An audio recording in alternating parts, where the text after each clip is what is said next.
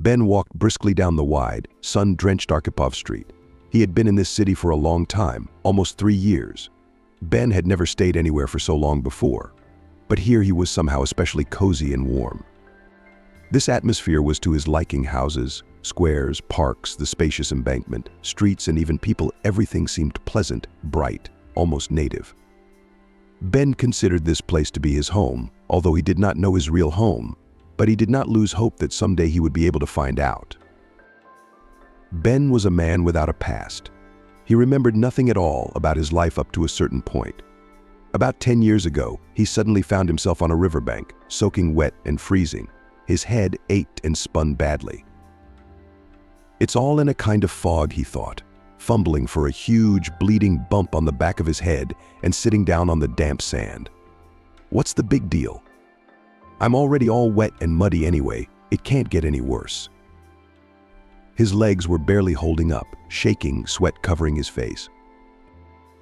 Ben tried to remember what had happened to him, how he'd gotten here, who he was in general. He felt like he had recently survived a deadly threat and survived. Something like relief visited him, despite the horror of the situation.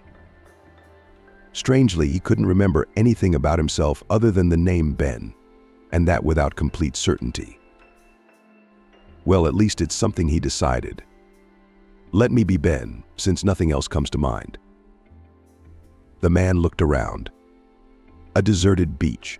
Early morning, just beginning to dawn. The town could be seen in the distance. I guess we should go there. Maybe the familiar houses and streets will bring back memories. Oh, and people will help, he thought. He struggled to get up and waited for the dizziness to pass, and on unsteady legs Ben moved toward the town. But after 100 meters, he stopped as if he'd been stumped. The sense of danger instantly returned. His heart pounded frantically. Sweat broke out on Ben's back. Should I go into town? What if something bad happens to me there again, he pondered. Apparently he had been beaten up, but by whom and why he couldn't remember. The man could only rely on his intuition, which told him to hide, to lurk, to disappear among the unknown.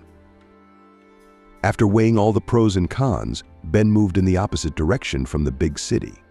He walked along a deserted beach, then crossed a vacant lot and came to a quiet country road. On one side of the path was a plantation with densely growing trees. On the other side was a field of tall grass. In case a car approached, Victor could quickly hide, for the unpleasant pounding in his heart and the coldness in his stomach were harbingers of fear, a very strong fear, perhaps even for life. Intuition had failed Ben then, though he'd learned that later, much later. It was worth it for him to go to that big city then, because they were already looking for him. They had put up notices on the streets of nearby towns, organized search parties of police officers and volunteers. However, Ben, of course, didn't know that. So he decided to hide, wait for his memory to return, and then decide how to proceed. Exhausted, he wandered along the road all day until evening, not hungry but thirsty. Occasionally, he came across lakes and drank from them. His mind was filled with anxious thoughts and many unanswered questions. Finally, exhausted and unable to remember anything but his name, Ben stopped for the night in a birch grove, where the outline of another large city could be seen on the horizon. Ben gazed out at the megalopolis, shimmering with the multicolored lights of the blinkers. That's where I'm going tomorrow morning, he decided. The man had gotten far enough away from the place that it seemed dangerous, and there, in the city, he would be able to go to the police. There they would figure out how to deal with the difficult situation. It was July, and the nights were warm and short, so Ben was not afraid of freezing. Mosquitoes and gnats were the only bothersome things, but they were tolerable. He spent the night on a makeshift bed of grass. He slept restlessly, waking up several times from disturbing sounds, but each time he realized that it was either a big bird flying by or a car passing in the distance. It wasn't a big deal. I kind of like sleeping like this, under the open sky, among the big, bright stars, with the crickets singing and the fresh breeze, Ben thought to himself. It seems like it's all been a long time ago. Or has it? It's hard to make sense of it now. The next morning, having set out for the town that had seemed so close to him in the evening, Ben didn't reach it until mid-afternoon. By then he was getting chills from hunger. He couldn't remember how long it had been since his last meal, 24 hours at least. He had eaten berries and plantain on the way to town, but it was too poor a substitute for real food. At last the first human buildings appeared before him, the city outskirts, not the most prosperous neighborhood with dusty, broken sidewalks and old wooden barracks. "Who are you going to be?" one of the three men in dirty clothes who approached Ben asked sternly. "This is our territory here. Go feed the bums somewhere else." The bums. Ben only now wondered what he must look like from the outside, as dirty and ragged as these men. And in fact, he was in an even more desperate position than they were, for the man didn't even know who he was. "Why are you the one who's so strange?" inquired the second stranger more gently. "Did somebody beat you up or something?" And Ben told these men everything he knew about himself. Ben didn't miss the opportunity to mention the strange anxiety that had accompanied him along the way, but had let him go here, away from the beach where it had all started. He was pleasantly surprised that he was able to talk to someone, and the homeless turned out to be attentive and friendly listeners to his story. "There's nothing to even think about. You're one of our own," one of the untouchables, the first of the homeless men, who had initially spoken to him unkindly, uttered.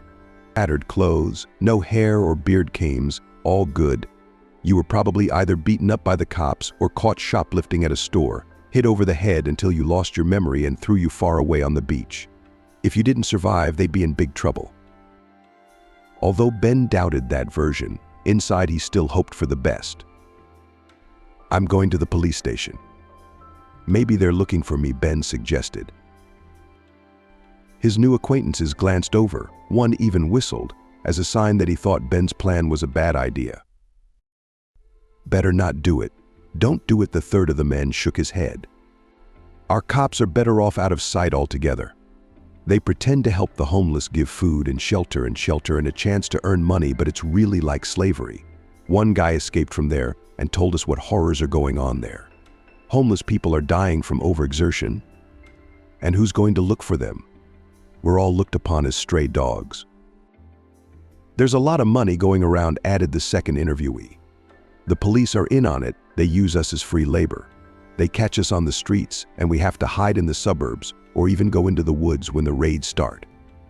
Experiencing intense anxiety from what he had heard, Ben realized that the world he had returned to was showing its harsh realities.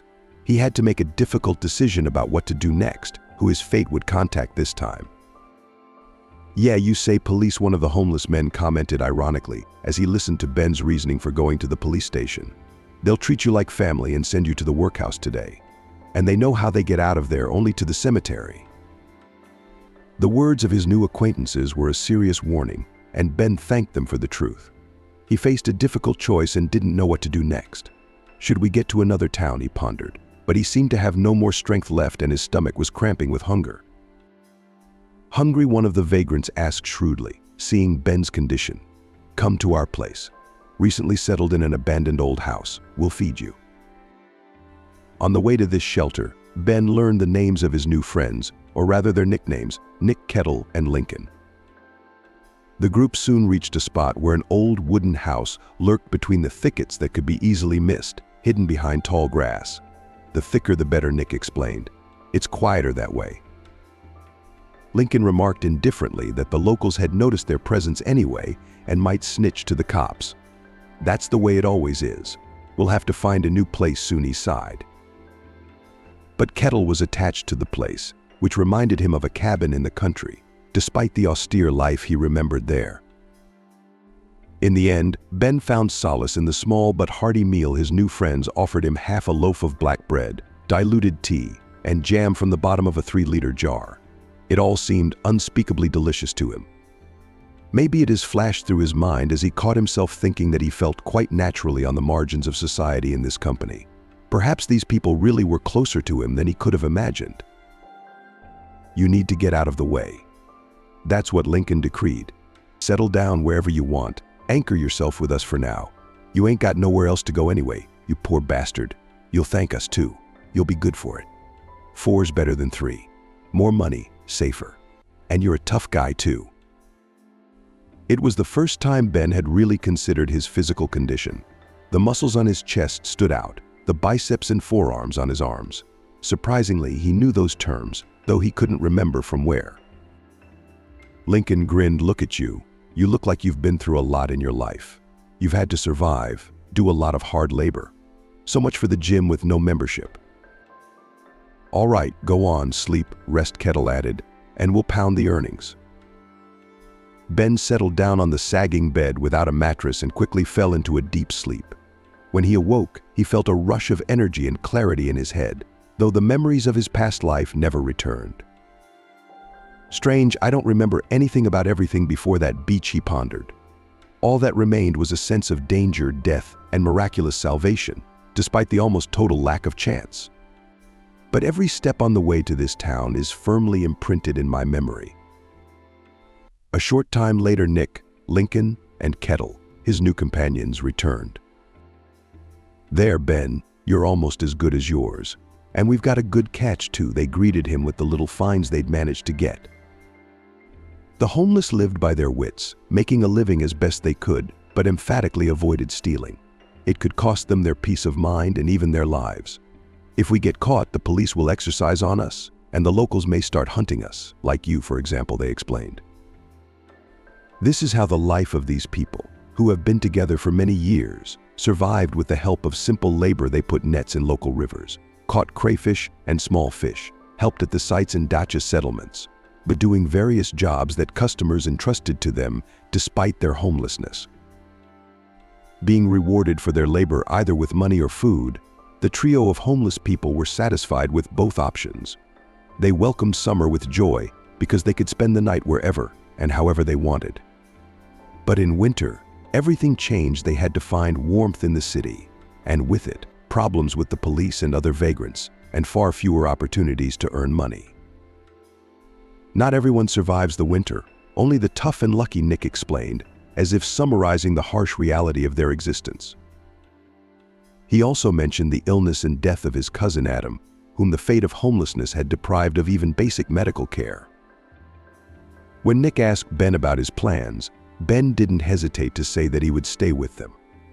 And so, after a summer spent in the abandoned house, what they feared happened one morning. Returning from a successful fishing trip, they encountered a police patrol car. "Stop!" The command froze in the air, while the three friends, busy with their catch, didn't notice the law enforcers approaching. At such a moment, every step, every action could have been crucial for both Ben and his companions. The homeless men knew that any encounter with the police could easily turn into more trouble or worse. The police officer's words, spoken sharply and unexpectedly, caused Ben and his friends to freeze in place. They had not yet turned the corner of the barracks that hid their hiding place from view. Watching from a safe distance, they saw the policemen heading toward their temporary home. "Somebody from around here snitched," Nick stated angrily, his fists clenched with resentment. It was anyone's guess as to who exactly had decided to give away their hideout. It was impossible to turn back and return to the abandoned house, so the remaining weeks of the summer the friends spent in the woods. It was not a bad alternative, quiet, and enough food thanks to fishing and part-time jobs with local dacha owners. But soon the weather conditions worsened. It became colder and rains began. The tent that had been erected was no longer safe from the weather. "Let's go back to the city," Nick decided when the shelter in the forest was no longer reliable. The city turned out to be a much less cozy place than the outskirts, dirty, noisy, dusty, with dark heating ducts populated by rats and insects. But there were friends in the city who shared their experiences of surviving in such conditions. Ben, however, as if he remembered something from his past life, skillfully prowled through the garbage cans looking for food and seemed to know where to find the most tidbits. Not only did he find a way to survive, but he also tried to keep himself clean, using snow, rainwater, and even fountains for his daily wash. Despite the conditions, Ben found a way to take care of his own hygiene, which was unusual for the homeless. Nevertheless, his first winter in the city proved to be a challenge. Although his instincts told him that he had been on the streets all his life, the harsh conditions of winter were completely unfamiliar to him. It raised questions about a past Ben couldn't remember, but the hardships of the snowy city had taught him one thing: it was always easier to survive together. Or was it still not? How to find out now. He couldn't go to the police, they'd take him for a vagrant, which in fact he was. And with the homeless, the authorities have a short conversation. It's free labor. Unaccounted human souls, do what you want with them. It's scary. As Nick had warned, not everyone survived the winter. In February, Kettle fell seriously ill. Friends, as best they could, treated him, drank hot water, diligently fed. But the man coughed, burned with high fever, then even came to himself. Don't hit him, he kept remembering his grandmother from the village, asking her to Kettle, swearing that he was not guilty of anything. Then Ben, for the first and only time, decided to steal. Then he berated himself for the act, especially since it didn't help. But at that moment he felt he was doing the right thing. At first Ben just asked for alms outside the supermarket. But just as Nick had warned him, people like him were reluctant to give. He's too big to work, the old ladies grumbled. Victor, he would be happy to work, but who would take him without a residence permit, without documents? Who needs him? It's a free summer. Private farms always need free hands. And now? Then Victor despaired. Kettle couldn't wait, he needed medicine immediately. Ben even knew what kind of antibiotics. Where had he gotten that knowledge? Apparently before he hit the streets, he had lived in normal conditions after all. A long time ago. Anyway, Ben pulled his wallet out of the pocket of a distracted guy who was walking down the street, staring at his phone, oblivious to everything around him. The wallet practically fell out of the back pocket of his jeans. All Ben had to do was hold out his hand, and the man did so, cursing himself with his last words. But a friend needs medicine, and he's dying, except no one believed his words. Passers-by are sure that the homeless man is nagging for a bottle. There was not much money in his wallet, but it was enough for the medicine, and even bread and cheap sausage for Kettle. At first, the pills seemed to help. Everyone already believed in a happy outcome. But after a couple of days, the disease took its toll. Nick found the breathless body of his friend in the evening when he came from fishing. They buried him in a vacant lot outside of town. It was hard digging, but the buddies managed. All three of them were silent. Only occasionally they exchanged short phrases, and even then, purely on business. Back on the heating duct, Nick told the story of Kettle. The boy was born in a dysfunctional family, drinking parents, many children, and an extra mouth. The youngest grandson was often taken to his grandmother, the mother of Kettle's father. Kettle, of course, then had a real name, Carl. The grandmother was into religion, and in a very strange way. In everything the boy did or said, she saw signs that he was possessed by evil spirits. And the old woman tried to drive out the evil power from her grandson, and the neighbors' fanatics helped her in this. The boy was beaten, starved, kept 24 hours in a dark cellar, and all ostensibly for his own good. He didn't go to school so he wouldn't be exposed to the corrupting influence of the youth. And now it's sad. Nick bowed his head. I've done it all. We all end up like that sooner or later. Either sickness kills us or someone kills us. It was the first time Ben thought not of his past, but of his future. Could he be facing the same fate? Probably so, because he has no papers. When you don't have documents, you don't need anyone. They won't hire you. They won't admit you to the hospital. You survive as best you can. Winter passed, summer came, and it became much easier. The trio moved again closer to the outskirts of the city, settled in an abandoned house not far from the Dasha plots. Ben was already quite used to such a life, wandering, casual labor, constant danger.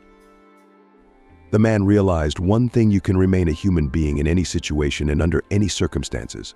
It calmed him, gave him hope. His memory still hadn't returned, but Ben didn't care. There was no time for idle thoughts and worries. He had to survive. Years passed. Nick, Lincoln, and Ben were still together.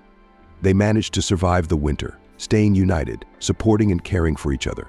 They had become a real family without blood ties, but with brotherly feelings. Ben could no longer imagine his life without them. Nick, a man with a clear plan for every eventuality, and good-natured Lincoln became his family. One dark August night, there was a raid.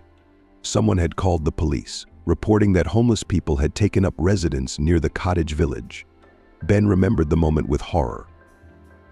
The headlights of the police car illuminating the darkness, the sounds from the loudspeaker come out one by one. Resistance is futile. Nevertheless, they resisted, desperate to escape capture, not wanting to end up in a police station. They tried to escape through a hole in the old fence, but two uniformed police officers were already closing in on them. Nick was the first to be grabbed. Lincoln and Ben froze in hesitation, looking at their leader disconsolately.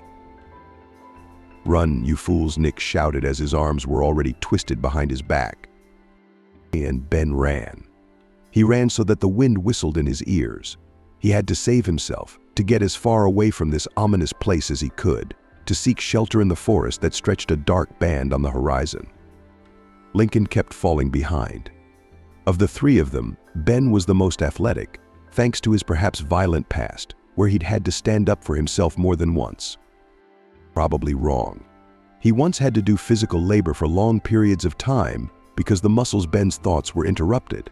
He had relief muscles and incredible stamina as an athlete. He could run fast and long, and he knew how to fight back and throw punches. Perhaps his past was so turbulent, learned on the street. Many times those skills saved him. A vague thought flashed through his mind, and now they came in handy.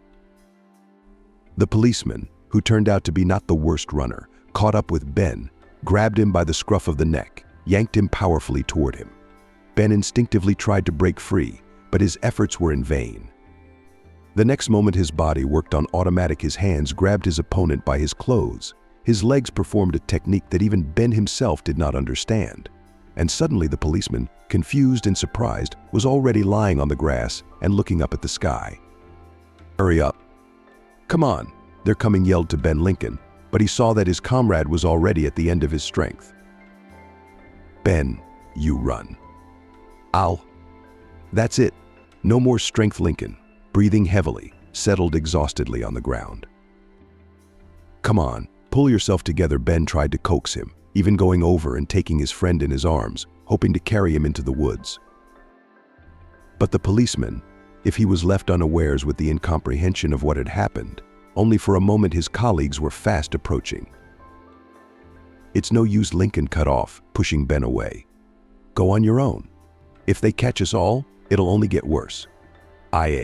That's it. I can't move anymore."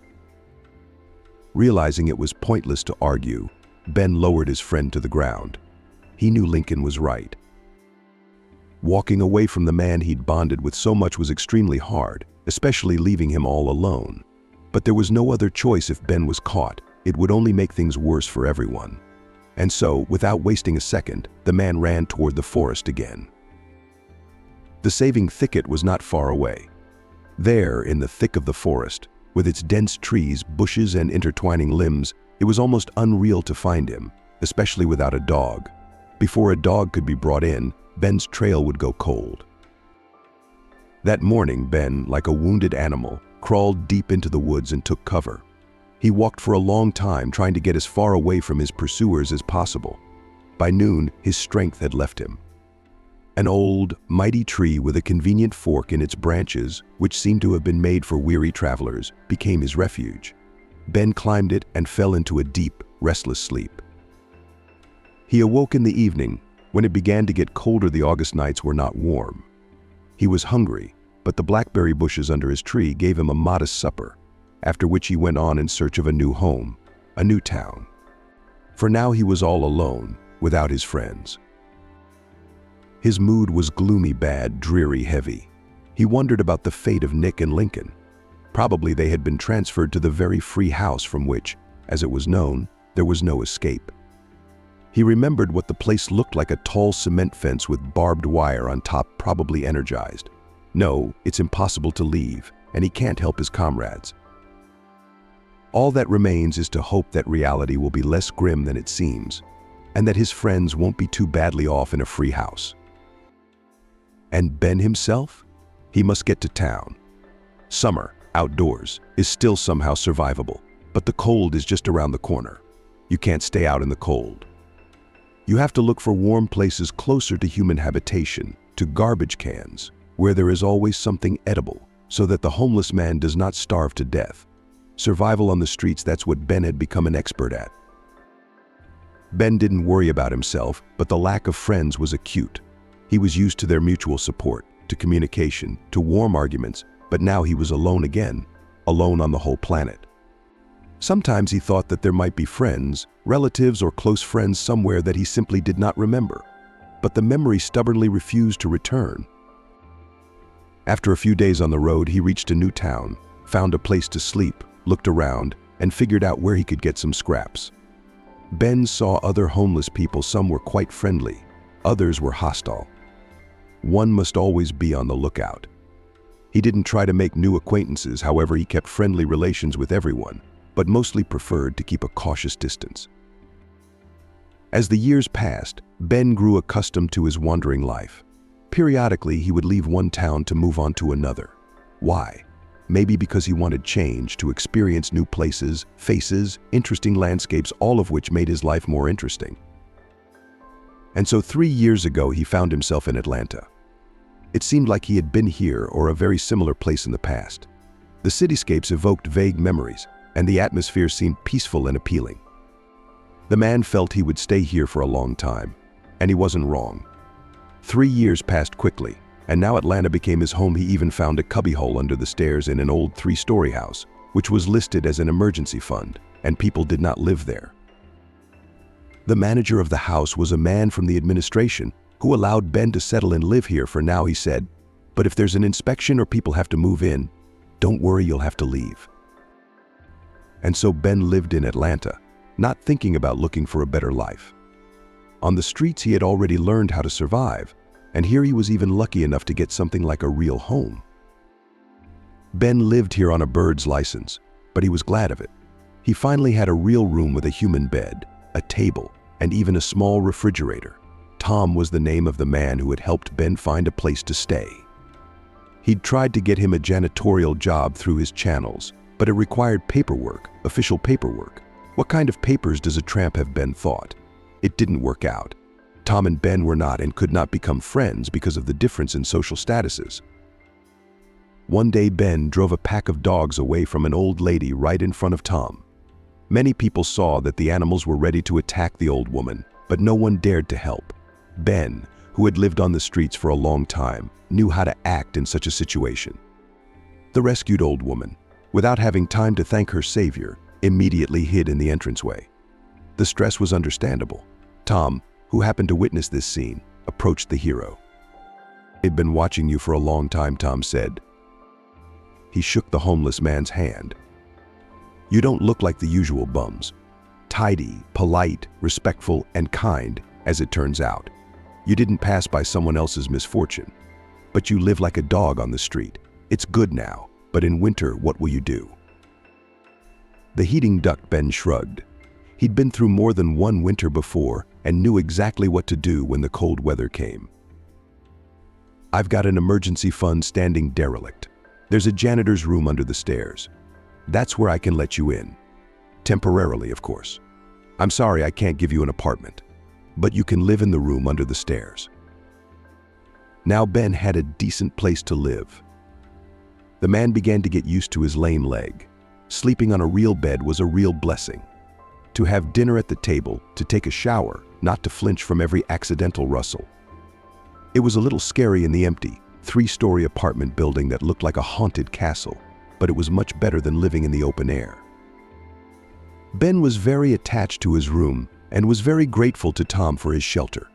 The men sometimes talked when they crossed paths on the street, which was often, because Tom's house was not far from the emergency shelter. "I look at you and I don't understand," Tom said one day. "It's impossible that you don't know anything about your past, isn't it?" "No, I don't. I don't remember anything at all."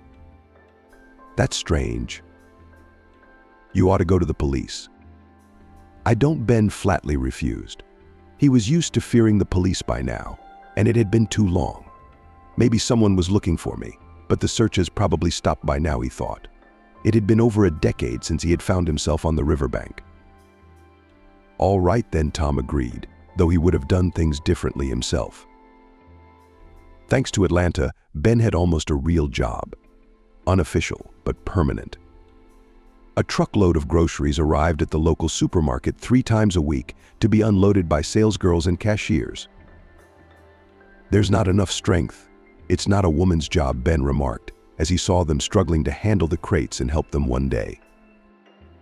"Thank you," one of the girls smiled embarrassedly as she finished and handed the man a bag of groceries. "This is almost expired. Expires in a couple days.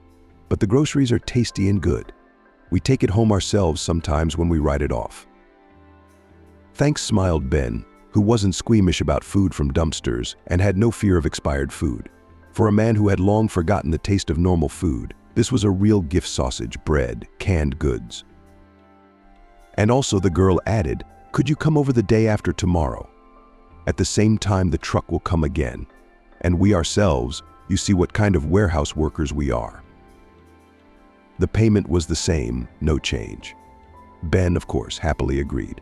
And so it gradually became a habit. 3 times a week.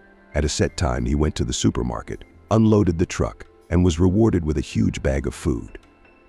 Ben now had a roof over his head and completely forgot about hunger and the dangers of street life. He realized that sooner or later such stability might end, but he decided not to worry about the future. He wasn't new to surviving on the streets, after all. Ben enjoyed his moment of newfound peace. He had a lot of free time, and he began to love walking around the city, the center, the outskirts, the waterfront, the suburbs. Everything seemed nice and pleasant to him now. Sometimes he managed to find a temporary job just like in the past. They were small errands, mostly from people in the private sector who were happy to trust him with such tasks. Ben looked much neater and more dignified than many other homeless people, which made him more trustworthy to people. He used the money he earned to buy necessary medicines and clothes. One day he saw an album with expensive art pencils in a store and could not resist the temptation. He gave all his earnings for these pencils. He was surprised to discover that he could draw. Under his hand began to create wonderful paintings, mostly urban and rural landscapes. Everything that had once fascinated him and had fallen into his soul was now reflected on paper. "You're an artist too, aren't you?" Tom said in surprise when he came to check on his ward and saw the paintings on the table. "I don't know," Ben shrugged. "You're an interesting person. I'd really like to know what happened to you in the past," Tom said. Ben wanted to find out too, though deep down he was afraid. What if he found out something bad about himself? Had he done something terrible in the past? Someone had stalked him, tried to hurt him. He's been hit on the head, and it wasn't an accident. Maybe it was better not to know about the past, to live a quiet life without worry, especially when life was slowly getting better. Ben had made friends. It was too hard to live alone in this world. Tom was not a friend, though he was more like a patron. But the janitors from the neighborhood, the supermarket security guard, the lonely old man from the neighboring house, all of them now often came to visit Ben. And that made the man happy. He had a place where he could receive guests. On this sunny morning, Ben was in a hurry to get to his main job at the supermarket. A truck would be arriving soon, and he was a little late. He'd stayed up late painting, and as a result he'd overslept. But he wasn't worried. He still had time to quicken his step and make it. As he approached the busy intersection, a place where traffic never stops and where vehicles rush by at breakneck speeds at all hours of the day, Ben was especially cautious. There had been accidents here before. Once the man had witnessed a boy being run over. The young man was crossing the road according to the rules on a crosswalk and on a green light, but the driver of a foreign car did not even try to slow down. The teenager was thrown upwards and fell to the pavement. Ben, unable to watch this, walked away, his heart beating in his chest and tears in his eyes testified to his regret and sympathy.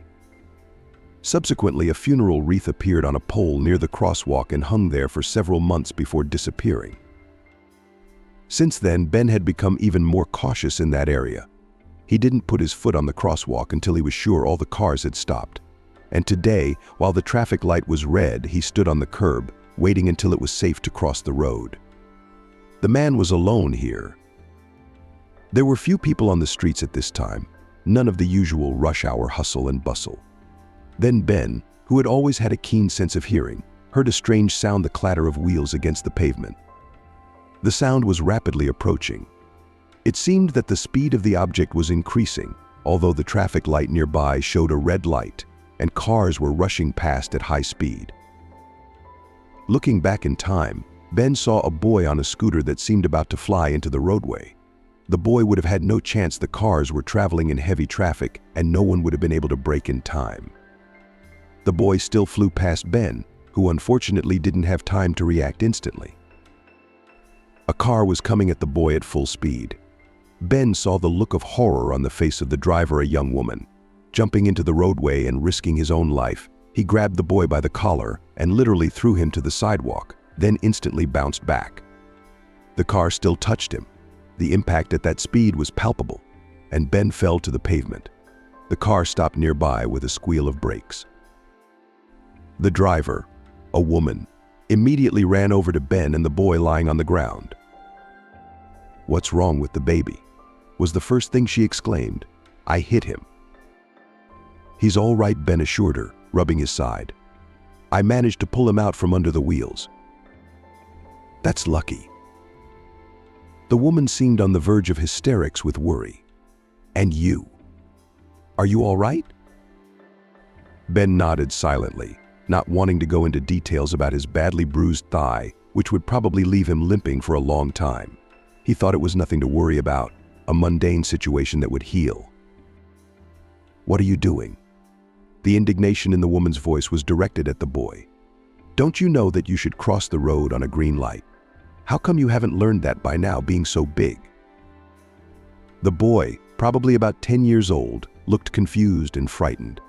Only now did it dawn on him what danger he had managed to dodge. Ben sympathized with the unlucky racer. He'd forgotten. "It happens. It can happen to anyone," Ben said, trying to cheer him up. "The main thing is that everything was all right," the woman agreed. "It's lucky you were there." The boy was lucky, unlike his scooter.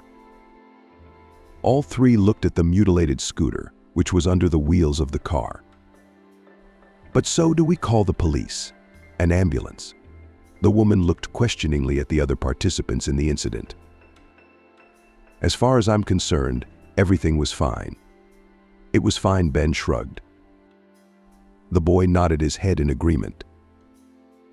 "I'll be on my way. I'm late for an important meeting," the woman said. "And for you," she looked at the boy and added in a stern voice, "let all this be a good lesson. Next time the kind uncle may not be around, or he may not have time to react." The woman left. Ben pulled the deformed scooter out onto the sidewalk and scratched the back of his head, puzzled. "Your vehicle is beyond repair. There's no way to fix it now," he stated. "So be it," exclaimed the boy, who had been silent until that moment. "My father will buy me a new one. He is not a poor man, someone." "I doubt he would if he knew the truth." Ben shook his head. He didn't like the word poor coming out of the child's mouth. It was unacceptable. They were too arrogant. The boy must live in a wealthy family.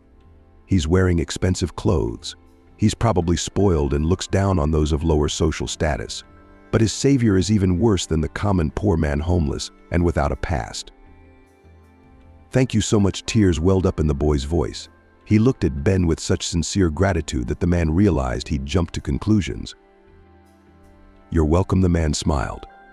"But don't ever do that again. You know you have to cross the road on green, don't you?" "Yes, I know, of course." The boy waved his hand. "What's the matter?" "That's not the point," the boy said. Interested, Ben continued the conversation. He wanted to talk to the boy, to help him get past the stress of what had happened and make sure he was all right before he left him alone. "My dad ordered me a new scooter from Japan, a cool one. No one in town has one," the boy said, not hiding his bitterness. "Although now I don't have one either." "All right, my grandmother will order it again. Anyway, it has such a cool braking system. I practiced it in the yard. It worked. The scooter would stop on the playground, just in 1 second, no matter how fast I accelerated. That's cool." But suppose so, Ben agreed. He was beginning to realize what his young companion was getting at. "So that's the way I wanted to slow down before the road. I've done it before, but I couldn't. I just kept on rolling.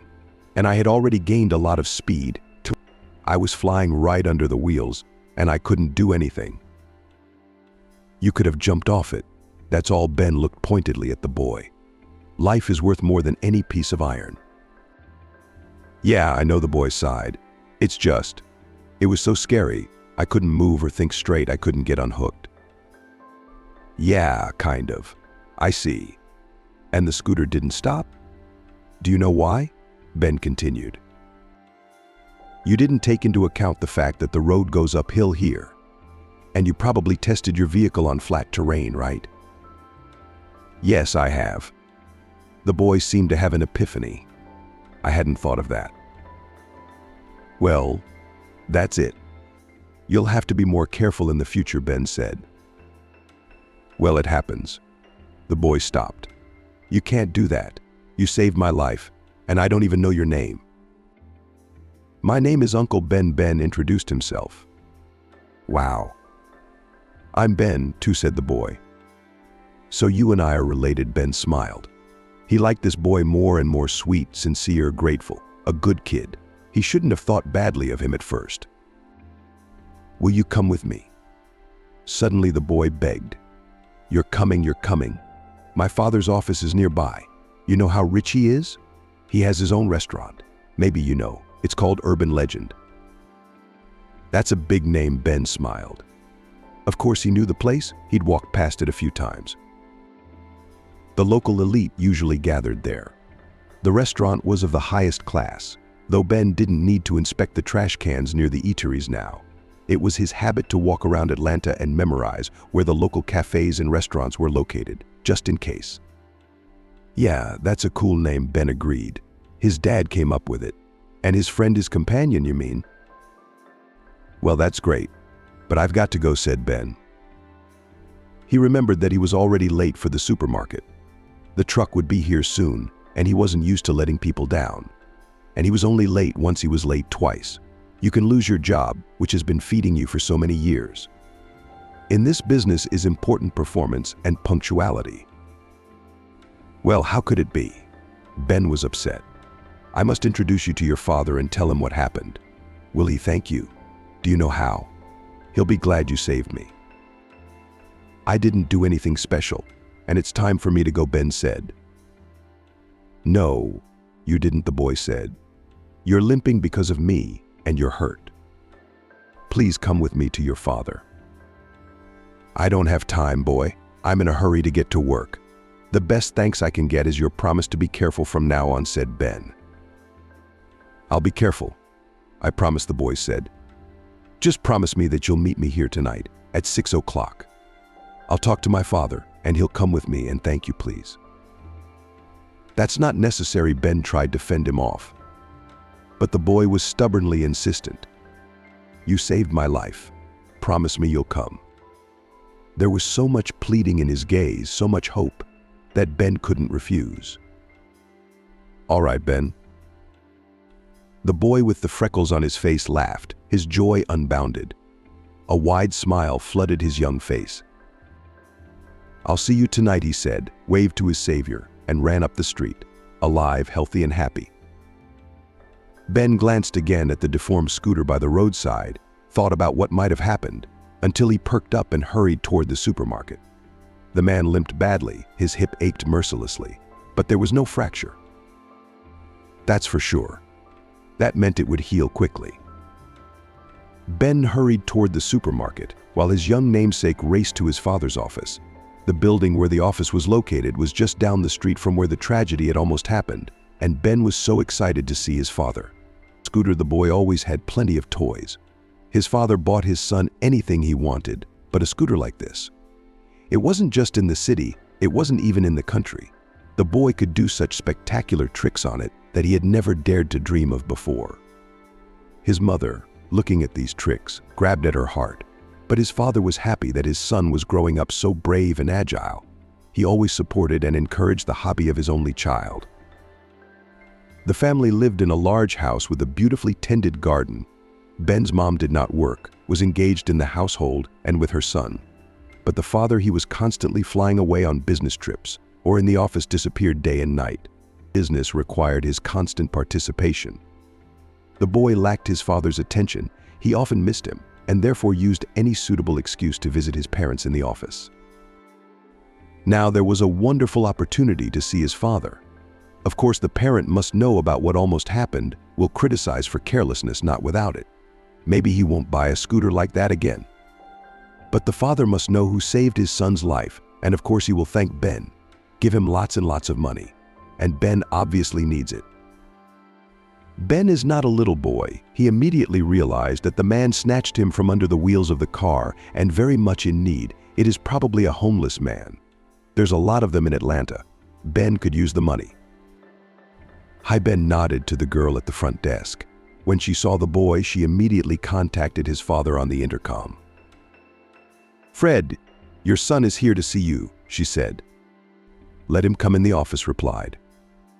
Ben ran up to the 4th floor in seconds. His father was already waiting for him. "How are you, descendant?" The man smiled from his chair. Then he added anxiously, "And what happened to you?" "My legs are all bruised." "Daddy," exclaimed the boy. "There's something wrong."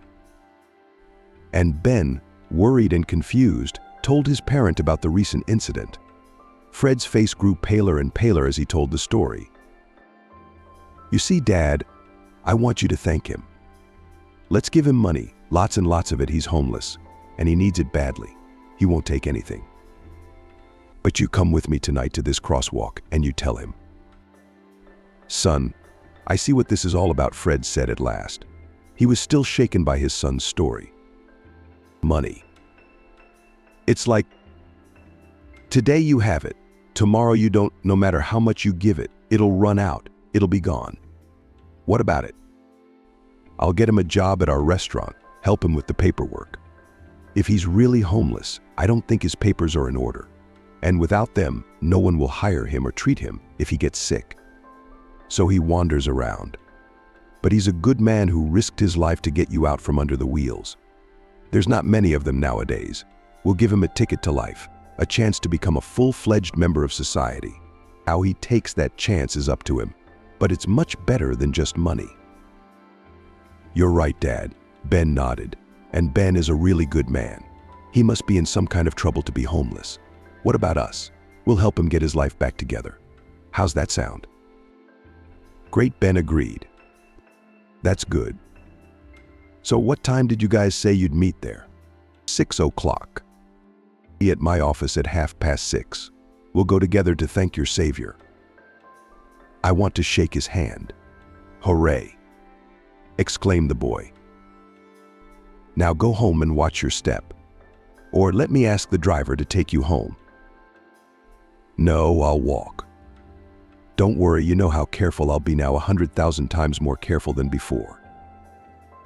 When Ben arrived at his father's office at the appointed time, he didn't find his parent in the office.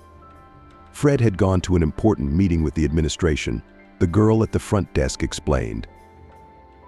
"But don't worry, he hasn't forgotten about your arrangement. Bill is aware of all these things, he'll go with you. Where did you agree to go?" Ben sighed. Bill is a good thing, of course. He's a great guy, young and funny, and he always makes funny jokes. And he treats Ben well. He has a son the same age, Chris. Bill is his father's assistant, his right hand when it comes to any special errands. But still, Dad, I wish he'd gone to see the homeless man himself. That would have been the right thing to do." Ben wasn't used to being upset and cranky, so 5 minutes later he was laughing at Bill's jokes as he walked with him to the crosswalk. Ben arrived at the agreed place much earlier than 6 o'clock. He felt awkward, standing there waiting to be thanked for saving a child. But it's just a normal, natural thing for any normal man to do. What kind of gratitude could there be? But Ben promised the boy, so now he's here waiting. If he's promised, he's got to keep his word. Ben and Bill, meeting him from afar, smiled as they hurried toward him. "Hi, Ben," the boy said, suddenly turning to Ben and hugging him around the waist. The man rubbed Ben's head awkwardly. Hi, namesake, hello to you too," Ben replied. "On behalf of this young man's father, I want to thank you for saving the boy," Bill said, shaking Ben's hand. "We're all very lucky to have you here," Bill continued. "So you're not?" "No, I'm not his father," he immediately interrupted the expected question. "Fred wanted to come to see you in person, but it was an emergency." "I understand," Ben replied. "Of course you're welcome. Anyone would have done that if they were me. I just happened to be there, that's all. The boy was so insistent that I come. I couldn't refuse." You were right to insist, Bill smiled. We had a whole plan for how to thank you. And Fred's assistant told Ben everything that the homeless drifter would now work as a janitor at the urban legend restaurant at an above-average salary, and that Fred planned to give his son's rescuer papers that would make him a full-fledged member of society. What is this? Is this all true? Ben couldn't believe his ears. But the job, I see. But the papers? Is that possible? To get a passport, to be legalized, to become a man not only in essence, but also in documents. Nothing is impossible for Fred, smiled Bill. And so Ben's new life began. Now every morning he came to the restaurant Urban Legend. He worked in the kitchen, in the back rooms, did the cleaning, looked after the plantings, a little bit of everything. The restaurant staff was initially suspicious of the new employee. Somehow from the street, just a vagrant, but over time Ben proved to be a conscientious worker, a good person and a pleasant conversationalist. He never refused help and could lighten the mood with an appropriate joke. The new employee performed his work carefully and thoroughly, so soon he had well-wishers and even friends at his new place. Little Ben often came to the restaurant to say hello to his savior and to find out how he was doing. The boy was savvy and very pleasant.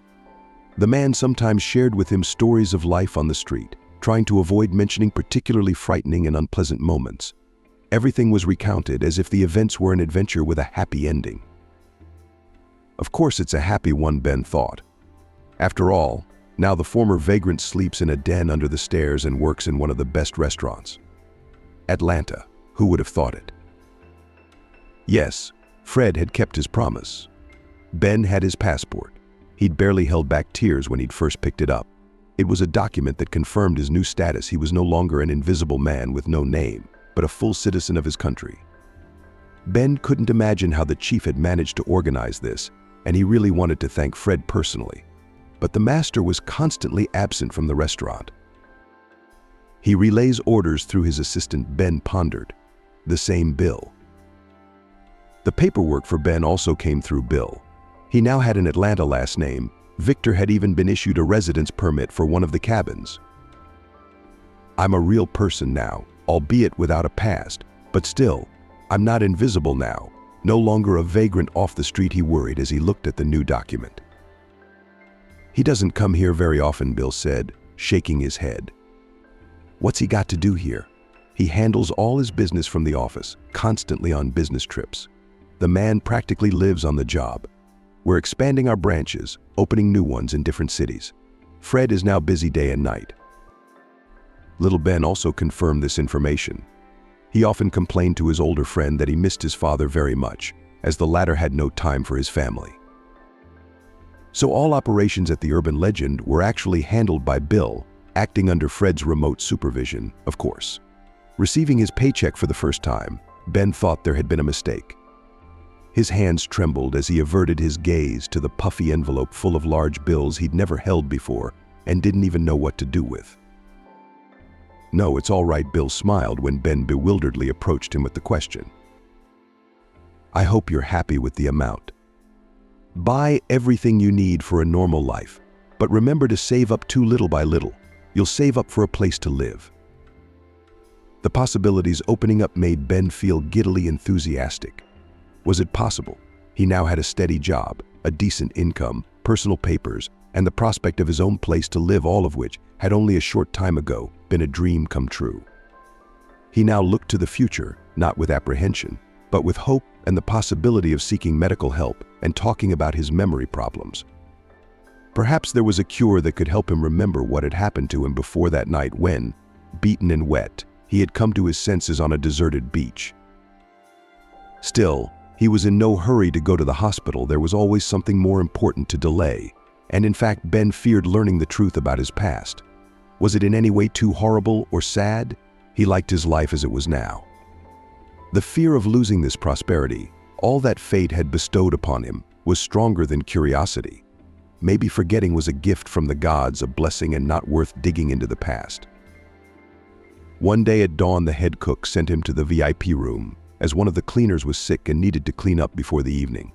Victor gathered the necessary supplies and headed there. Once in the lounge, it was the first time he had a chance to get a real look at it. The luxurious, elegant furniture from Italy, the impeccably smooth, shiny floor, the imposing chandeliers, it all breathed wealth and splendor. It seemed to Ben that in some indefinable way his own memories were intertwined with the painting he was looking at. The manner, style, and imagery all seemed to evoke a mental experience, a mystical déjà vu of his forgotten life. He walked around each painting in the VIP room looking for the artist's signature, fascinated by this unexpected discovery. Unaware that anyone was watching him, he immersed himself in every stroke, searching for answers in art. Meanwhile, Fred, though consumed with the endless worries of running his sprawling restaurant empire, found time to observe the affairs of his establishment. The stress of incessant work and the establishment of branches required tremendous energy. Many thoughts were constantly running through his mind, his focus on his son, and how his wife was slowly forgetting his facial features due to his constant absence were all part of the great sacrifice on the altar of success. But he still found hope that things would soon get better, and he could find a way out of this whirlwind of imperatives. It's hard to pull such a load alone without a loyal companion you can trust. But it just needs a little time. Everything will go back to normal, Fred consoled himself, thinking about a possible vacation with his family, dreaming of a vacation on the ocean to be together. As the years passed, Fred reconsidered his life priorities. From a child from a poor family, for whom money seemed to be the solution to all problems, he developed different views. His perception of wealth as a panacea changed. He began to realize that the real value is time spent with loved ones, possible happiness, which is not measured by material values. Filled with difficult memories of his childhood and a sense of neglect from his parents, Anton sought to create for his family what he himself had never had: a sense of security and love. Fred felt extremely lonely as a child, despite having parents who, like weeds, did not provide him with the attention and support he needed. Standing firmly on the ground, the lad once long ago, along with a trusted friend who was doing the heavy lifting in the same circumstances, vowed to change his destiny, to prove to everyone that they could become great. "We will be strong, and we will be respected and feared, and we will be kind. We will help those in need," his buddy said, full of the desire to do good. Fred's childhood friend was smart and enterprising, like Fred himself, and together they were inseparable. But unlike Fred, he was overly kind and compassionate, and it was this trait of his heart that did not lead him to a good outcome. Remembering a friend who had been close to him for many years and had passed away too soon and for unknown reasons, Fred felt an ache in his heart and soul. Despite the years that had passed, the story was still an open wound. Fred forced himself to push away the sad memories and focus on the present. He had a knack for discarding the unnecessary and focusing on what was important, which had allowed him to achieve significant heights in business. But now he was concerned about the decline in revenue of the urban legend, the restaurant he had so passionately created and developed. Something had gone wrong, and he needed to get to the bottom of it. He decided to study the surveillance footage in detail to understand why customers were favoring the competition. In real time on the morning's footage, he saw some of the rare moments of calm and empty hall, and a janitor whose detailed movements had something familiar about them. Fred had long wanted to meet this man, to thank him in person. But all his plans had collided with endless errands and lack of time for face-to-face meetings. So the meeting with the janitor had been postponed, but he still hadn't forgotten about it, and hoped that he would soon be able to fulfill his promise. Fred had always had a clear conscience, for he had done everything he could for that man. He had even arranged the paperwork. It had not been an easy or cheap endeavor. So now Fred was seeing the new employee for the first time. What a tramp, Fred thought to himself, noticing the man's interest in painting, looking at the pictures. Ben stepped closer to the camera and his face appeared on the screen in close-up. The urban legend host became literally numb. "No, it can't be," he whispered to himself. "There's no such thing, it must be a mistake." But the longer Fred stared at the janitor's face, the clearer he realized it wasn't a mistake. His heart raced, foreshadowing something significant. Fred jumped up, dropping the car keys, and, not wanting to wait for the elevator, rushed down the stairs. Ben quickly finished cleaning up, and Bill let him go before his next task. Ben was now enjoying his respite, sitting on a bench in the garden in front of the restaurant. Fred saw him as soon as he entered the gate. Yes, that's definitely him. His mind raced through his head, and goosebumps ran up and down his back. Consciousness was not yet ready to accept the obvious. Taking a deep breath to reassure himself, Fred slowly made his way to the bench. "Hello," he said, looking at Ben.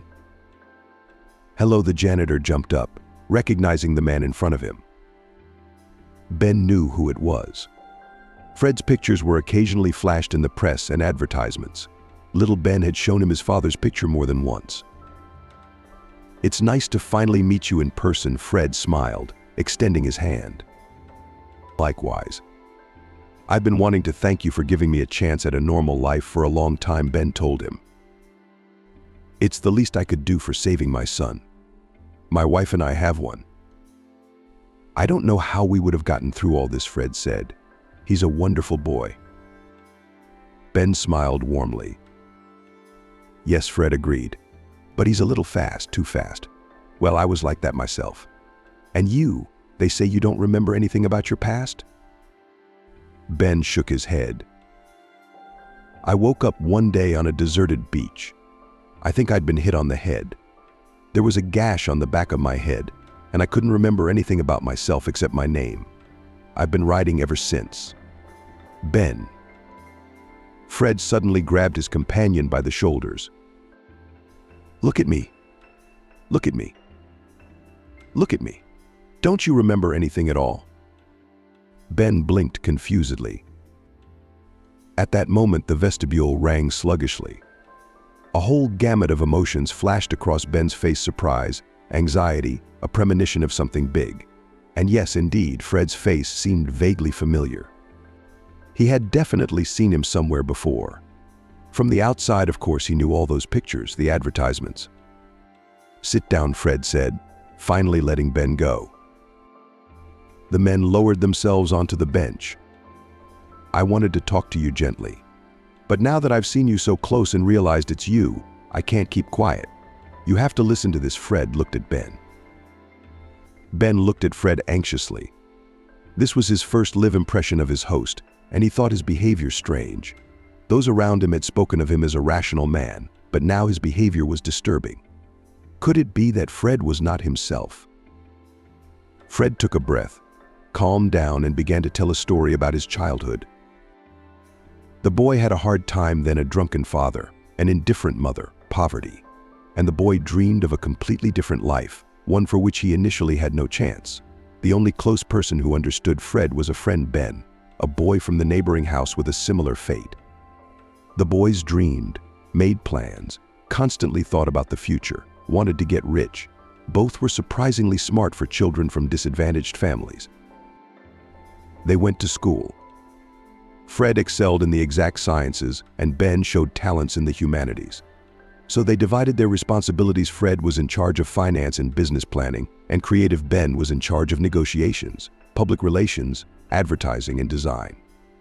The boys from poor families eventually realized their dream of opening a cafe. They earned themselves money for the start by labor. They worked days and nights, wherever they could. They started early, from the age of 12. They understood for a dream you need to work hard and long, otherwise you will not be able to save for it. At first they saved money in a secret stash, and then, when they became adults, they opened their own bank account. By the time they were 20, the friends had opened a cafe. Urban legend: this name was invented by Ben, the creative leader and generator of ideas in their tandem. Fred liked it immediately. It sounded solid and promising. And the interior design of the cafe was also the work of Ben. He had an artistic flair and impeccable taste. How these qualities appeared in a child from a family of alcoholics was a mystery. Ben decorated the walls of the visitors' lounge with his paintings. He had been drawing beautifully since childhood, and over time his talent only grew stronger. Despite the minimal budget at first, Ben managed to create a special atmosphere in the cafe, refined and attractive. He recognized exactly what kind of interiors would attract visitors. Customers were attracted immediately, as in those days there was no such competition in their city. Today newcomers have a harder time, and the urban legend favorably differed from other establishments with its interesting environment. Visitors liked to spend time there. When the first profit came, friends by common decision began to invest in the development of their business. The work took days and nights. We had to worry and take risks, but it was worth it. Fred and Ben trusted each other completely. They were the closest people on earth, despite the presence of parents. Their joint business, despite the predictions, did not destroy the friendship. The young businessmen were doing well. Soon the cafe turned into a restaurant, which was gaining popularity in the city. Here, and prominent guests, local celebrities, the rich and entrepreneurs began to drop in on them.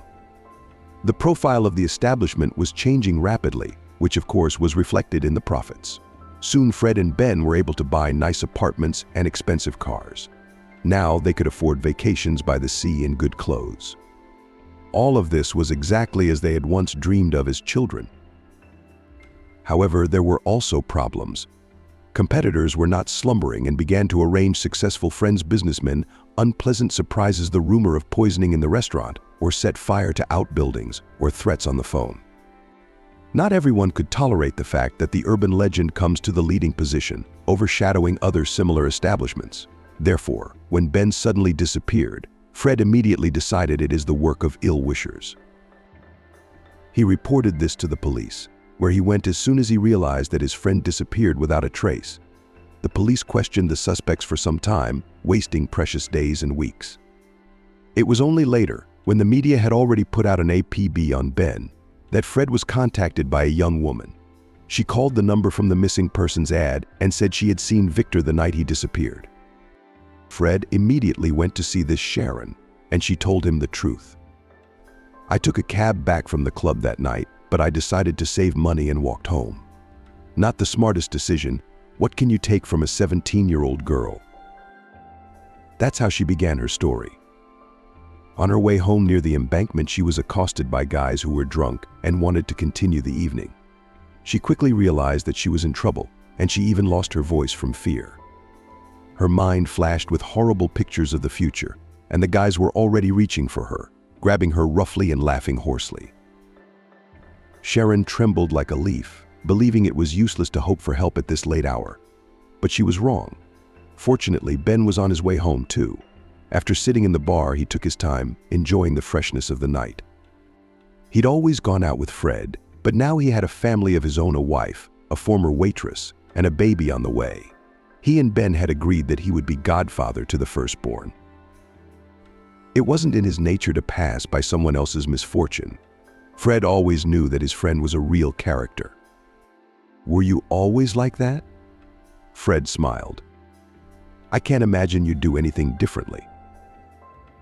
Ben didn't hesitate to get into a fight with the crowd.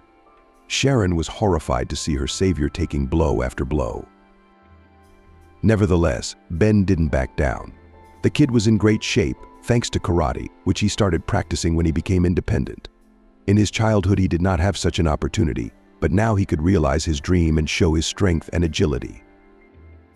One of his attackers, who was holding Sharon tightly, suddenly loosened his grip and rushed to help his own. Those attackers were clearly in shock at Ben suddenly coming at them so unexpectedly. Sharon decided not to wait for the outcome of the fight, instead quickly running away through the sleeping streets of the city. While still running away, she noticed one of her attackers hit Ben over the head with a bottle, and he collapsed to the ground. Why didn't Sharon call the police then? She was scared and in shock. She went back to the dormitory and was silent. It seemed to her that everything that had happened was like a wicked dream. But everything changed when she saw the orientation with the image of the very guy who had risked his life to protect her from the attack. Her conscience gnawed at the girl after all. Maybe her testimony could help find Ben. Fred, hearing her story, immediately went to the police, where Sharon told everything she knew. This gave the police a new lead. In all likelihood, they thought, Ben could have died that night and his body hidden by his attackers. Though they thought that perhaps the assailants might have dumped him in the river to make it look like he had drowned, the divers never found the body. Fred could not reconcile himself to the thought of losing his friend. Even after hearing from his attackers that Ben was alive when he was thrown into the river, he kept hoping. Ben wasn't coming back, and that could mean anything as long as he was alive and eventually found. As Fred had done, so would every loving friend. Accepting the memory loss theory as too cinematic, he still continued his efforts to find Ben, despite the waning interest of the police. He hired private investigators, and while it didn't yield results, at least he could tell himself that he had tried his best. Life, as it often does, had put things in place. The business needed to be maintained and grown, and the arrival of fatherhood gave Fred's life new meaning. Naming his son Ben kept the memory of his friend alive, and maybe it was a kind of quiet hope that one day they would meet. And then the unbelievable happened. Fred, looking at the man with the familiar scar and memories of his childhood, couldn't contain his excitement. It was Ben, the man he had been searching for so long. The campground, the sunny steps, it sounded like a key to the past for a friend who had lost his memory. These were the words that could bring him back, bring back the whole world that seemed forever lost. Life sometimes writes stories as well as any movie, filling the space with memories and emotions of incredible power. And even if everything is confusing and frightening, it still remains life mysterious, ambiguous, but so mesmerizingly beautiful. Ben was worried about the holiday that never happened, and now those memories, deeply hidden in the recesses of his memory, were coming back. Fred, looking at his friend engulfed in excitement, found a reason to smile. Now that everything had turned out miraculously and his friend had returned, Fred found inner reserves for joy. "You'll be godfather now," Fred said with a smile on his lips. "I've taken my time, as I knew I would. With Hannah, true, my wife insisted, but only you were to be godfather. Now the time has come." It's moments like this that make you put aside all doubts, all doubts. All that matters now is the happiness of a new meeting, the opportunity to share the joyful event with the one he considered lost. And here you are, life, which again gave a miracle the opportunity to be important for someone, to be a godparent, to be needed. In a small room with yellow floral wallpaper stood two people, a short woman with gray hair and hard features. She had an eagle nose and thin lips. The rough, heavy stakes on her chest bounced every time she opened her mouth and uttered sharp, "Andrew, do you realize we can't live like this anymore?" The woman asked with a shake of her head. "She's in our way." The man looked at his mother with a twinge of defiance and guilt. His soft facial features had become quite pitiful. His hands were wringing helplessly and his eyes were looking anywhere but at his mother. "Oh, she's my wife, Mother. Somehow you don't understand." The woman splashed her hands toward the window. "Oh, don't give me that wife stuff. If you cared about her, you wouldn't go left. And I'm not going to clean up after her. She's a vegetable. And did you hear what the doctor said? She won't last more than a year. What's the point of doing anything? I think she'll be better off at her grandmother's house. She'll remember her homeland and her childhood." Andrew shook his head uncertainly. "Oh, besides, she'll have a decent inheritance when she dies.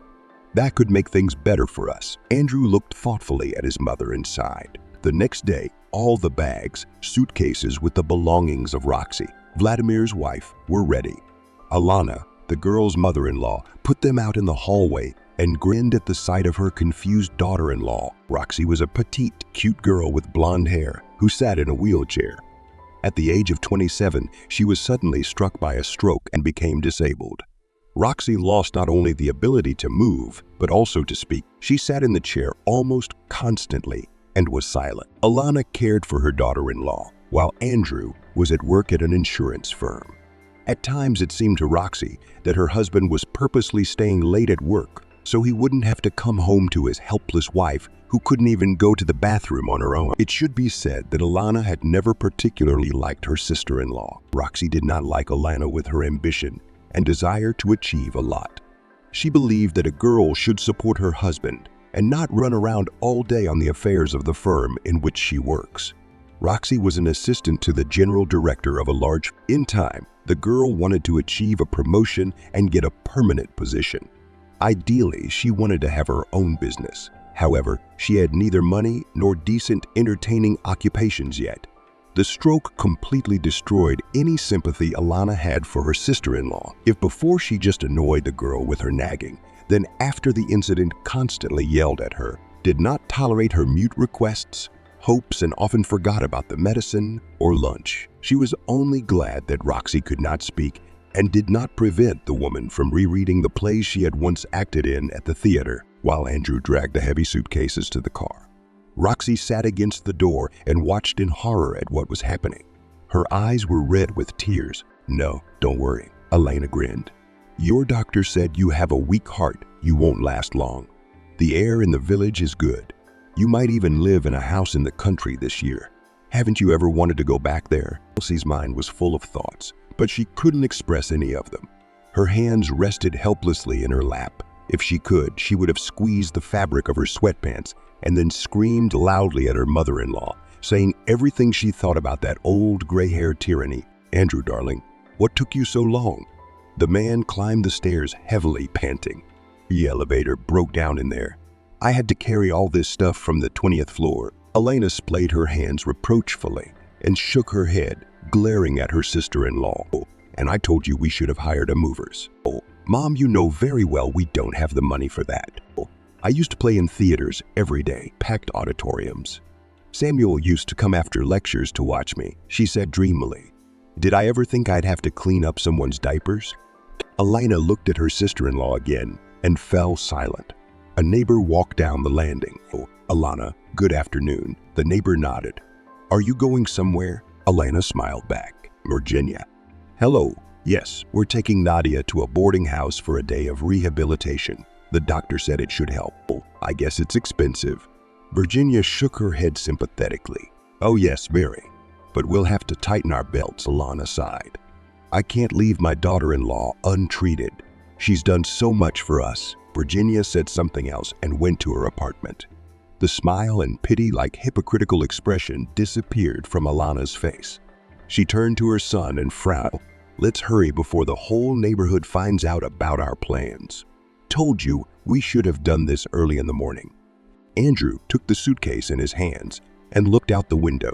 "It's freezing in the morning. It's fall. Do you want me to freeze all my limbs off?" asked the man, and without waiting for an answer, left the apartment, leaving the indignant mother behind. Andrew was the only and favorite child in the family. Alana and Samuel had given birth to him at a late age and were devoted to him.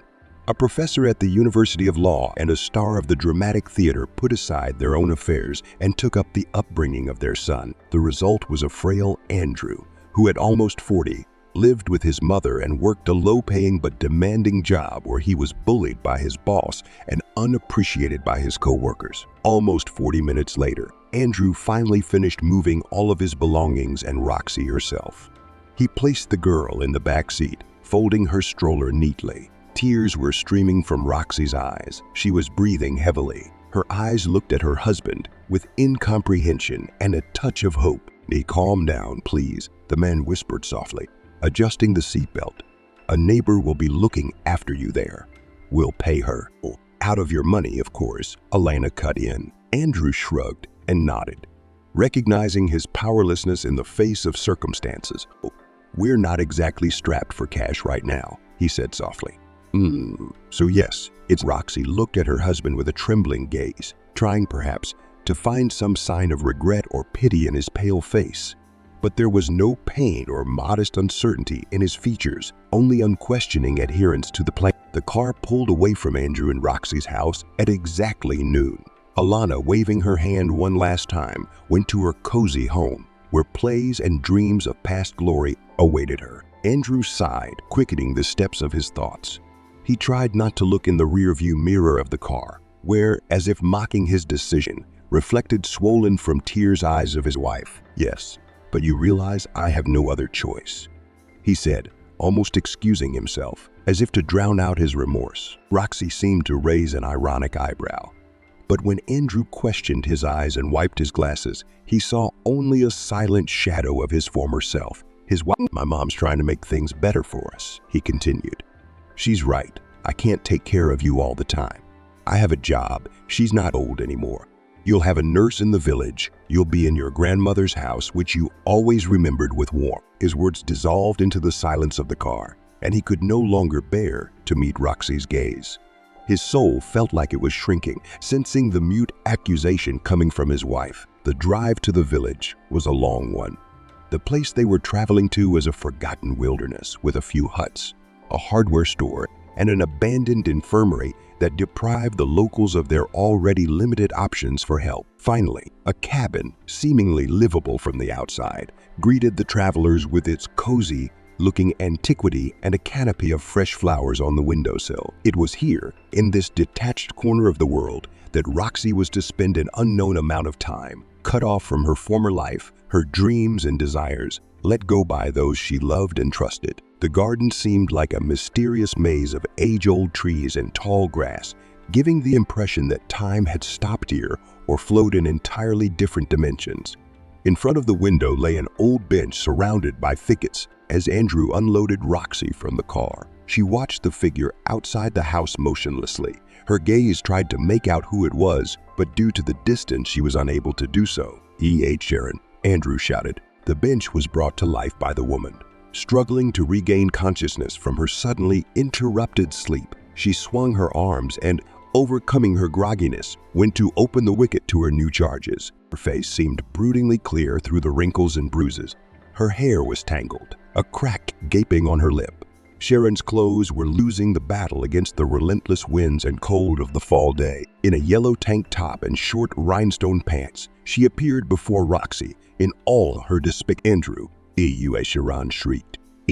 Are you so early? Andrew met Roxy's gaze with a mixture of embarrassment and regret. Oh, it's Sharon, he said, trying to inject some confidence into his voice.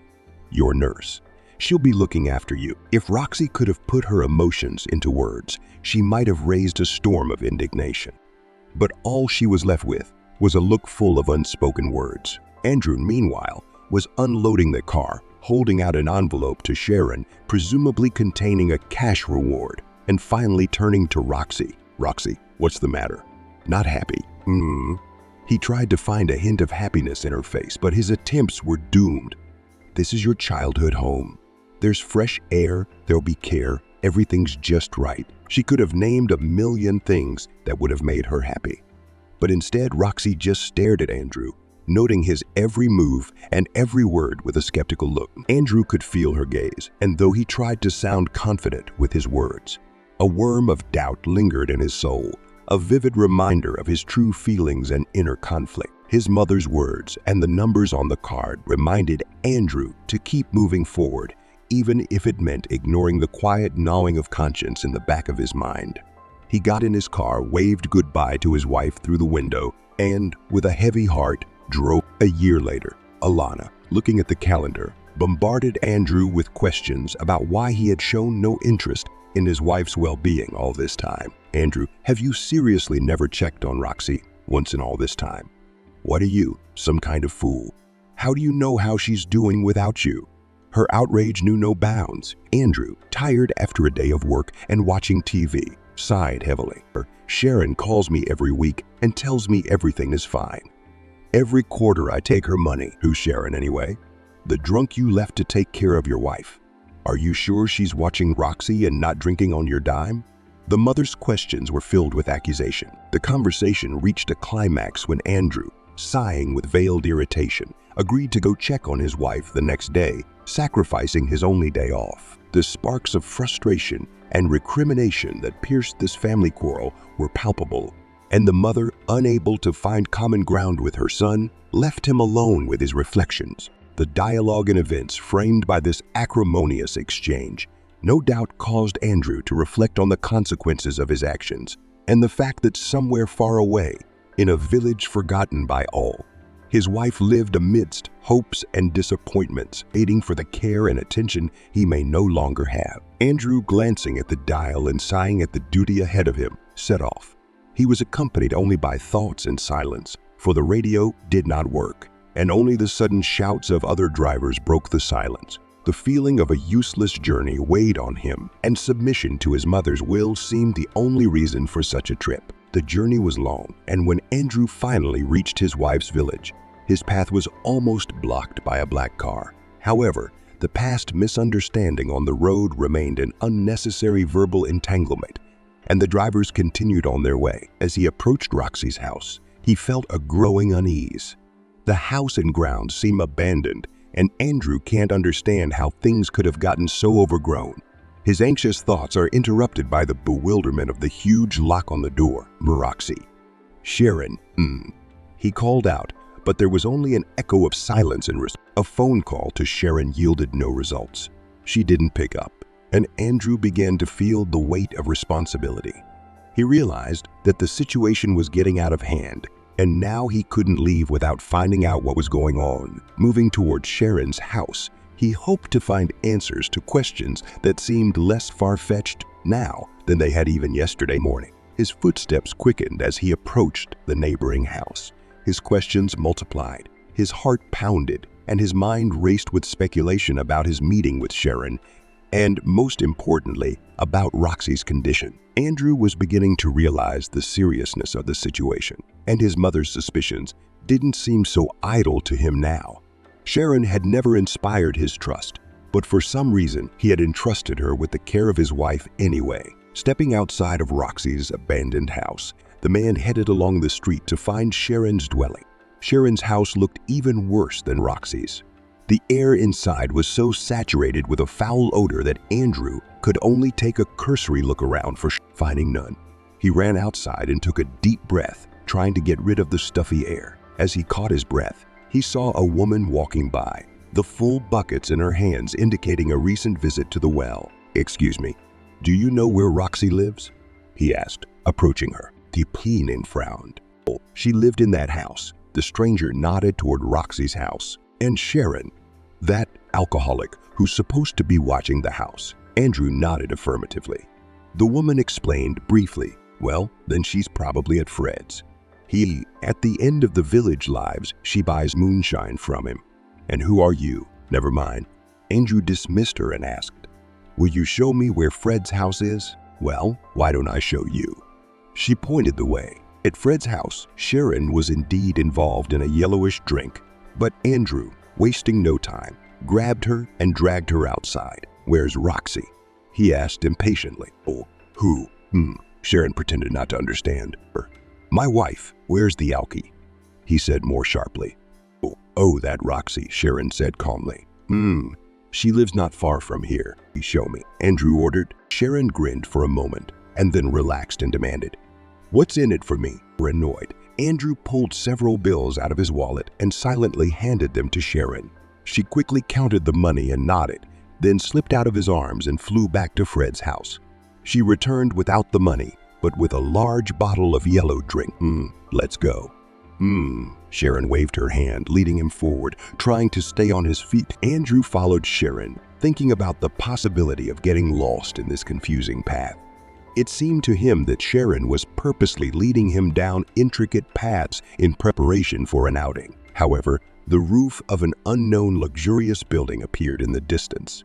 As Andrew approached it, he felt all the grandeur and luxury of this house, which seemed like a giant among the surrounding structures. The extraordinary house with 3 floors, a balcony, and a huge garden struck his imagination. Sharon stopped at the iron gate, said to him, "Take this sign," and, as if with a whirl of her head, pointed to the house, then walked away without another word. Andrew, stunned by the sight before him, could not even reply.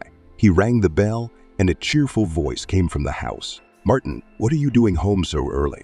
Andrew, sensing the familiarity in that sound, interjected, dumbfounded. "Roxy." After a moment of silence, a deep sigh was heard, and a voice answered, "Andrew, come in." When the door opened, Andrew found himself in a beautiful garden with brightly colored flower beds along the edges of the path. He advanced cautiously, experiencing more and more excitement. His wife met him on the threshold, her light beige outfit and shawl adding to her charm. Her gaze was calm, impenetrable, as if there was a mask hiding behind her face. "I already thought you wouldn't show up," she mouthed with a chuckle, inviting Andrew into the house. Andrew, at a loss for words from all he had seen and heard, followed her in. Inside the house was decorated very simply, but with exquisite taste. Every detail of the interior, every color, and every object harmonized with each other, creating walking past the open door of the study. Roxy reassured him. "Oh, don't look in there. We've been a mess of paperwork lately. We need to get a better handle on." Andrew, unable to understand how this house could exist or how his wife could look so good after all the hardships she had been through, only shifted his gaze to Roxy, who seemed even more beautiful than ever. Her white face shone with a healthy blush. Her scarlet lips were adorned with gloss. Her eyes were lightly lined. Everything was measured and flawless. But it seemed to Andrew that he had never seen such beauty before. She ushered him into a large room lined with couches and armchairs and announced, "I'll make some tea now and we'll talk." Left alone, Andrew sat on an armchair, taking in the coziness and harmony of the room. Paintings, sofas, flowers, carpets, it all seemed to him a miracle. The man even pinched himself to make sure that what was happening was real. He couldn't believe that his wife, whom he had left for dead, had suddenly turned into this ravishing beauty. A couple minutes later, Roxy returned with a large tray with cups of tea on it. She held out one cup to Andrew and took the other herself, sitting down carefully across from him. "Didn't expect it," she asked quietly. Andrew only shook his head. In response to his silence, Roxy continued, "I didn't expect my beloved husband to send me to die for money either. And I thought, keep your meaningless excuses to yourself." She asked when Andrew tried to object. "I know all about you, darling. You're too bad at hiding the truth. It's all about my inheritance. When my grandmothers came to me from Germany, I was overjoyed, imagining our life together. But then I saw something that made me change my mind." What? Andrew stammered. He held the cup of tea tightly, feeling no bitterness and looking tensely at his wife for answers. "Oh, you remember my friend, Hannah. We worked at the firm together," Roxy continued. Andrew nodded, straining his memory. "She's the one who advised me to change my life a year and a half ago." Moxie for a moment plunged into the memory of Hannah, tall and statuesque, who grinningly offered her a cheek after successfully completed negotiations in a small restaurant. Hannah, instilling a small amount of skepticism into her voice, continued the conversation. "Andrew will be really happy. But what about you? Are you sure it will bring you happiness?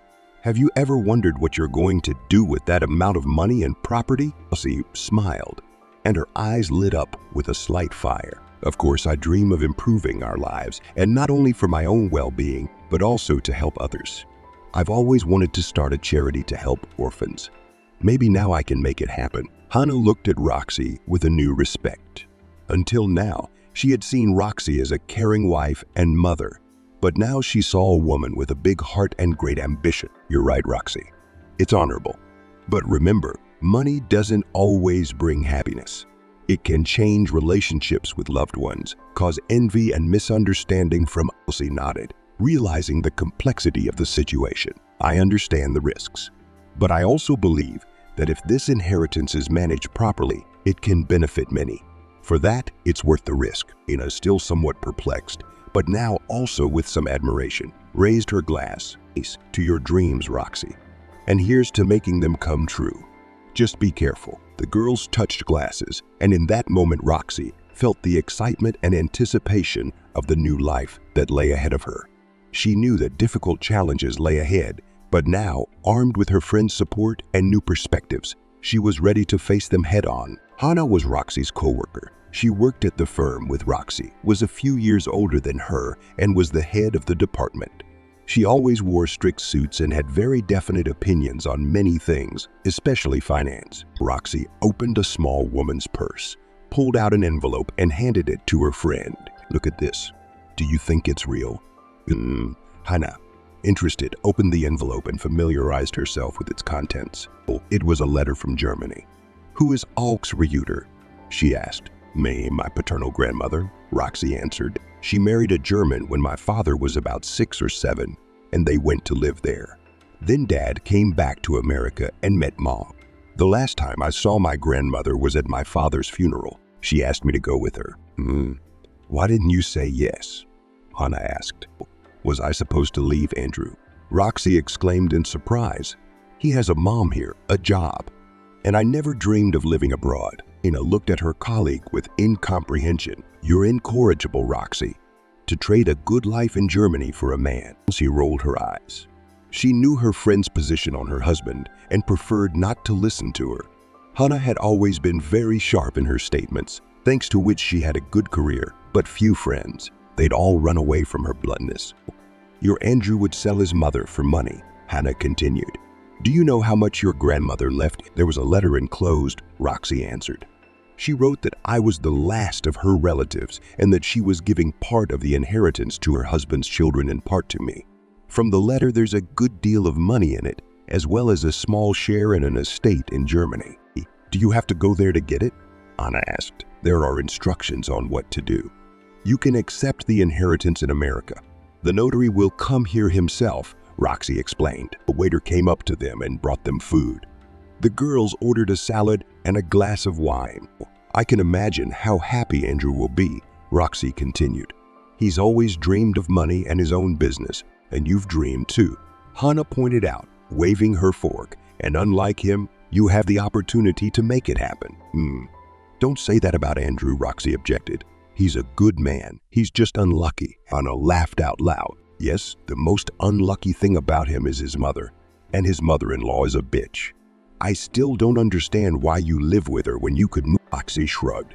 Elena can't live alone. She's not used to it. And I don't have that much trouble putting up with her. Anna grinned and sipped her wine. I wouldn't talk about the inheritance if I were you, she said. They'll either send you to the grave for that money, or they'll get all sneaky and take every penny of it. She slapped her palm on the table and looked threateningly at her friend. Andrew and I love each other. Nothing like this is going to happen. Don't make a big deal out of it. You think too badly of my family. Did the conversation really end in nothing? That evening, Nadezhda came home and told the family about the inheritance. Showing the envelope, she saw them so happy for the first time. Alana opened a bottle of expensive wine, and Andrew, despite his usual frugality, ordered takeout to celebrate the. It seemed to Roxy that her life was beginning to get better. A few weeks later, Roxy was walking down the street, smiling at all the passers-by. Life at home was getting better. Elena stopped nagging her, and Andrew started coming home earlier from work and spending more time with his wife. Roxy was sure her life had changed for the better, and it would always be that way. As she approached the men's clothing store, she decided to buy her husband a gift, a new tie because he was tired of the old ones. As she looked in the window, she didn't notice anything around her. Then she turned her head and saw Andrew. Roxy wanted to call out to him, but suddenly she saw a girl walking towards her husband. Andrew hugged her and kissed her. With a sudden blow to her breath, Roxy stumbled backwards and put her hands on the window to keep herself on her feet. She couldn't believe what she was seeing. Not wanting to cause a scandal, Roxy just went home and went to bed early, going over what had happened in her head. The night flew by in worry and reflection. The next morning, taking the day off work, she went to the local detective agency. In the office sat a man, short and thin, behind a desk covered with papers. He was drinking coffee and flipping through a newspaper. What exactly do you need? He said judiciously, putting the paper aside. Everything. Roxy said briefly. How they met, how long they've been dating, words, actions, where they see each other. I want to know everything. The man only whistled, apparently surprised at such an errand, but sensibly decided not to comment on her motives and got down to business. The next week turned into a torment for Roxy. She hadn't found the strength to share what had happened with Hannah, fearing her ridicule and words of insight. And now she realized that Hannah had seen things she hadn't noticed herself. The wedding-related grievances of the past had resurfaced before her eyes, only now she was looking at them from a different perspective. Sitting in the coffee shop with a glass of cold coffee, Roxy was deep in thought. She had given her life for the good of her husband and his mother, forgetting her own desires. But a call from the detective interrupted her introspection. Throwing the bill on the table, she hurried to the agency. The man began as she took her seat across from him. You're lucky your husband's mistress turned out to be talkative. Really? Roxy mentally repeated the question that had just been spoken aloud, but her heart felt uneasy at the impending conversation. Jesus preened. The man nodded nonetheless. I had to follow her around for almost a week, interviewing her friends, but I found out everything. Her name is Amber. She's 22 years old, a graduate of Teacher Training University. She met your husband a few months ago, I think on the street. Thank you for the information. What about some facts like videotapes? Roxy asked. Your opinions, the detective, smiling broadly, reached into a desk drawer and pulled out a huge antique recorder. Roxy was surprised at what she saw. She hadn't seen one of those machines since she was a child. It seemed as if they didn't make them anymore. The man twiddled something and turned on the recorder. There was a wheezing. Looking for the tape. Andrew, H.A., shrieked a woman's voice. Was that for me? How beautiful, my dear. I don't spare any money. Andrew said in a satisfied voice. "I'll open my own business and make you happy every day with a little bling. But you said you didn't have any money for your business yet, didn't you?" The girl interrogated. "My wife does. She recently received an inheritance from her grandmother. We'll open a business with her money and make a living. But you'll leave her." Amber said through pouty lips. "As soon as she's no longer of any use to me," Andrew said. The recording continued onward, the man and the girl saying something, but Roxy wasn't listening to them anymore. Retreating into her thoughts, she sat with a perfectly straight back and stared in front of her, just remembering her introduction to her husband and how happy she was when he proposed to her. Roxy was 11 years younger than Andrew. They met when she was finishing her economics degree. He invited her to cozy cafes, took her to the park under the stars, bought tickets to the theater and concerts. Alana seemed very sweet and kind then. Roxy, who had recently lost her mother, fell in love with the intelligent family and was ready to marry the poor and shy Andrew. First, Hano was against it, but Roxy did not listen to her. She was absorbed in new feelings. In the girl's mind there were memories. How she and Andrew chose his suit for the wedding, and how after the celebration they sorted out the gifts, trying to figure out which of the relatives gave more. Then the girl was insanely happy and thought that she would always be as happy. But Andrew did not share her dreams of business and career at all. His mother wanted it to a much greater extent. He himself wanted a family and children. The girl was not ready for that. She dreamed of more. Now all dreams and hopes of a life together came crashing down in an instant. Andrew, the same one who had never raised his voice to his wife, was now reasoning how he would use Roxy's money to open a business and leave her. This betrayal seemed so fantastic to her that the girl just sat motionless for several minutes, staring into the wall. The detective, who had been by her side the whole time, seemed oblivious to her condition. He had seen worse reactions. Once, a frustrated wife had even broken his window in a fit of rage at her husband. At the time, it had seemed to him an overexpressive expression of frustration and anger. But now he looked into Roxy's eyes and saw the consuming hatred and pain that encompassed him as well. The man stood up and went to get water to quench his thirst and soothe his client's state of mind. Roxy drank the water in one gulp and then remembered her friend's words that Andrew was ready to sell even his own mother for money. Then the girl did not believe Hannah, but now everything seemed true to her. In Roxy's head, a plan began to dawn. A sinister grin loomed on her face, and the detective involuntarily stepped aside. He had never seen such an expression on a human. A few months later, in the fall, Andrew's car drove away from the lean-to fence behind which Roxy had been left. Her stroller was being held by Sharon. However, she seemed to be leaning on the stroller rather than steering it. As soon as the car disappeared from sight, Roxy rose from her seat. Sharon's eyes went wide as she looked at her ward, who suddenly stood up from the wheelchair after suffering a stroke. "And I'll pay you what my husband pays you, and you won't tell him what you saw." Sharon nodded, unable to say a word. She was still holding onto the stroller. That's fine. We understand each other perfectly. Here's your first installment." Roxy held out some bills. "You'll come back every month, and I'll give you money. You, in turn, are to inform my husband that my condition has not changed and he should not come. Understood?" "Understood." The woman nodded, grabbed the money, and without saying goodbye, walked away. Roxy went into the house to change. Inside the old cabin, everything was covered in dust. The furniture was covered with cloth. There was trash lying everywhere. One window was even broken.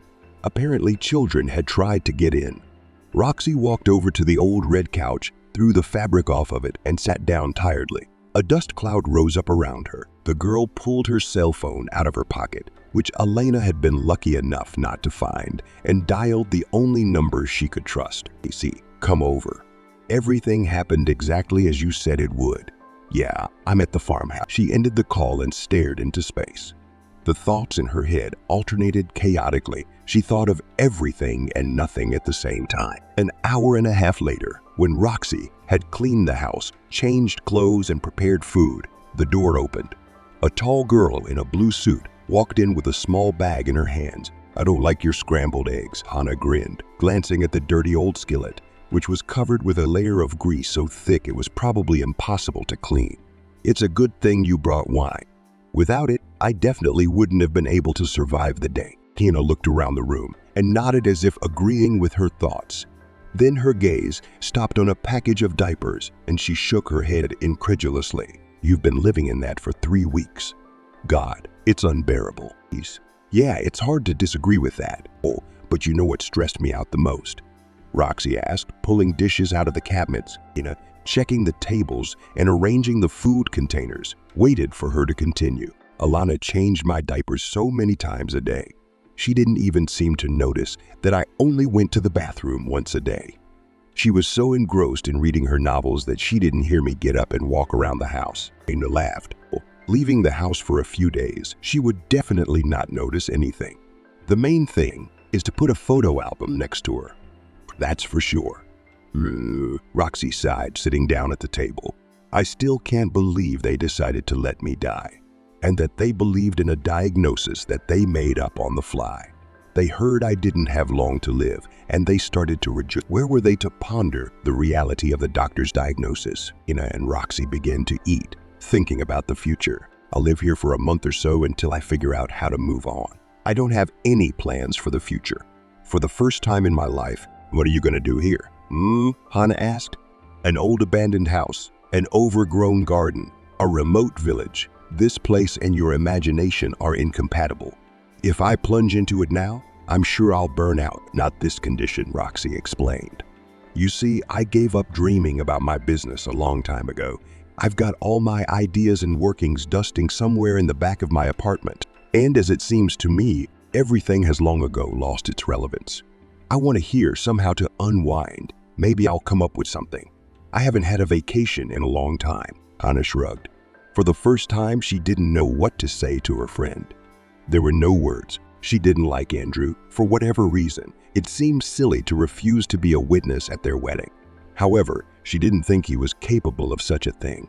She jokingly said he was willing to sell out even his own mother. Andrew had always struck her as a gutless young man, incapable of anything serious except writing, but he could leave someone to die. And not just anyone, but his wife. It seemed kind of wild. Hannah slept with a friend the first night in the house and went home the next morning. Roxy, having quit her job, was alone. She had no rich inheritance from her grandmother or any other source of income. Roxy's new day began with a cold shower. Her grandmother's house had all the amenities her parents had installed, water and even gas. Grandmother, however, never had time to take full advantage of them and soon passed away. The cold shower refreshed Roxy's thoughts. She sighed deeply, feeling the icy drops of water running down her back. 3 weeks of living like hell were behind her. She'd put her husband to the test, hoping to see a modicum of caring or love.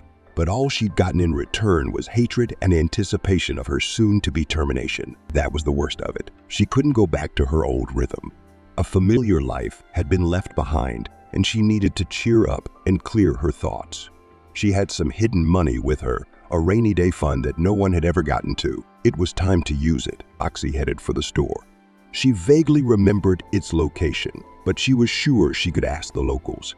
For it was early morning, and the villagers were either heading to work or to the vegetable garden. It was crisp in the fall, especially in the mornings, and Roxy insulated herself with an old warm coat she found in her closet. Surprisingly, the store wasn't hard to find, even without anyone's help.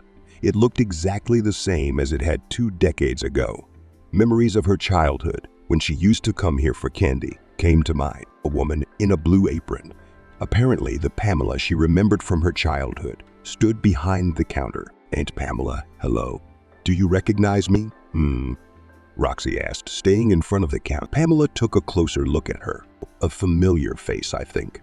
I can't remember the name, Pamela replied with a light in her eyes and a slight smile on her lips. Sorry, babe. I have so many people passing through here every day. I'm Nicole's granddaughter. I used to come here with my grandmother when I was a kid. Roxy explained. Oh, Roxy, how come I didn't recognize you? Pamela came out from behind the counter and gave Roxy a touching hug and a kiss on the cheek. It's been so long since you've been here and we've got the same old thing. Did you come to buy groceries? Yes, Aunt Pamela. I'd like to pick up a little of everything, Roxy agreed, looking around the grocery counter. When she saw the prices, her surprise was replaced by confusion. The prices are exorbitant. Oh, it's expensive, Pamela replied with irritation. Give me a loaf of black and white bread, plus a bottle of milk, butter and oil, pasta, buckwheat, rice and peas, all by the kilogram, and cheese, sugar, salt, and dough. And Sana interrupts, oh, Roxy, about the milk better go to your neighbor. She always has fresh milk, and we have stale. You see, the expiration date is 6 months. Where is it good? But for vegetables, a cabbage, potatoes, onions, beets, carrots, you better go to Jerry's. We've got some from local farmers, but it's been lying around for a long time. Just ask him. He's not far from here. Her speech was interrupted by the ringing of a bell and a man entering the store. Pamela, give me 2 bottles of mineral water and the order that should have been left. The man rudely pushed Roxy aside and spoke. A box of medicine and pest control.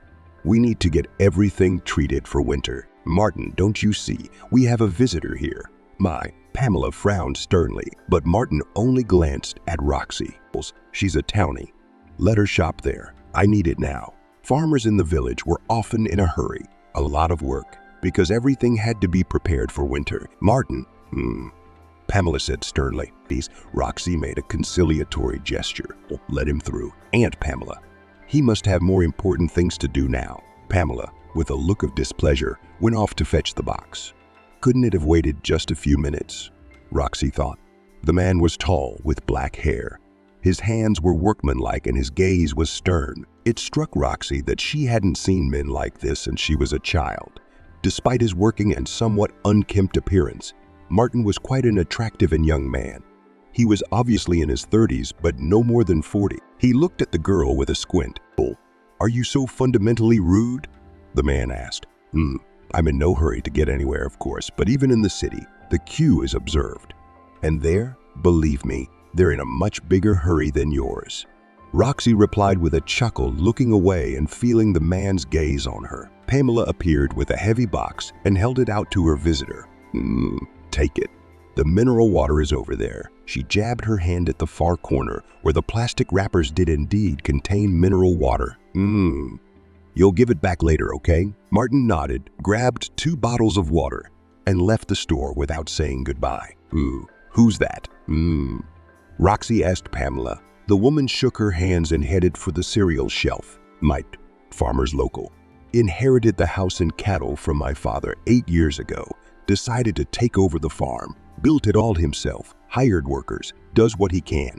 He wants to plant fields, but in the meantime, he grows large vegetable gardens and sells the harvest to our store and neighboring villages. He's not a bad man, though he's prone to rudeness. No one knows why. Elsie picked up several bags of groceries and carried them home. They were heavy, and she barely made it home. However, the small refrigerator looked much fuller now.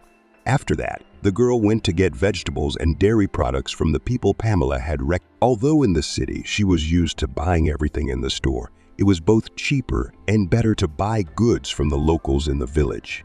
Jerry lived very close to the store.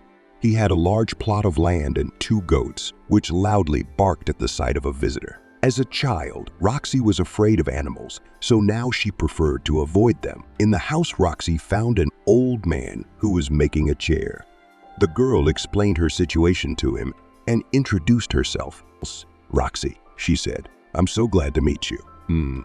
Through his thick gray beard, the old man smiled.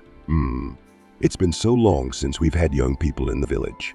You're the 3rd in as many years.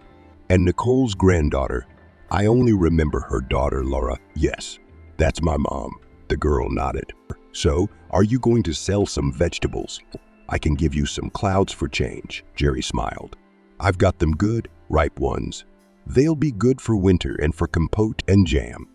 Roxy smiled happily in return, but the smile disappeared from her face when she left the old man with 3 huge bags that weighed twice as much as the previous bags. Jerry had apparently decided to preoccupy the girl with almost a month and a half's worth of groceries. Roxy felt embarrassed to refuse, and she sacrificed her bag, which was clearly not ready for. After walking a couple steps, Roxy stopped and decisively put the bags on the ground.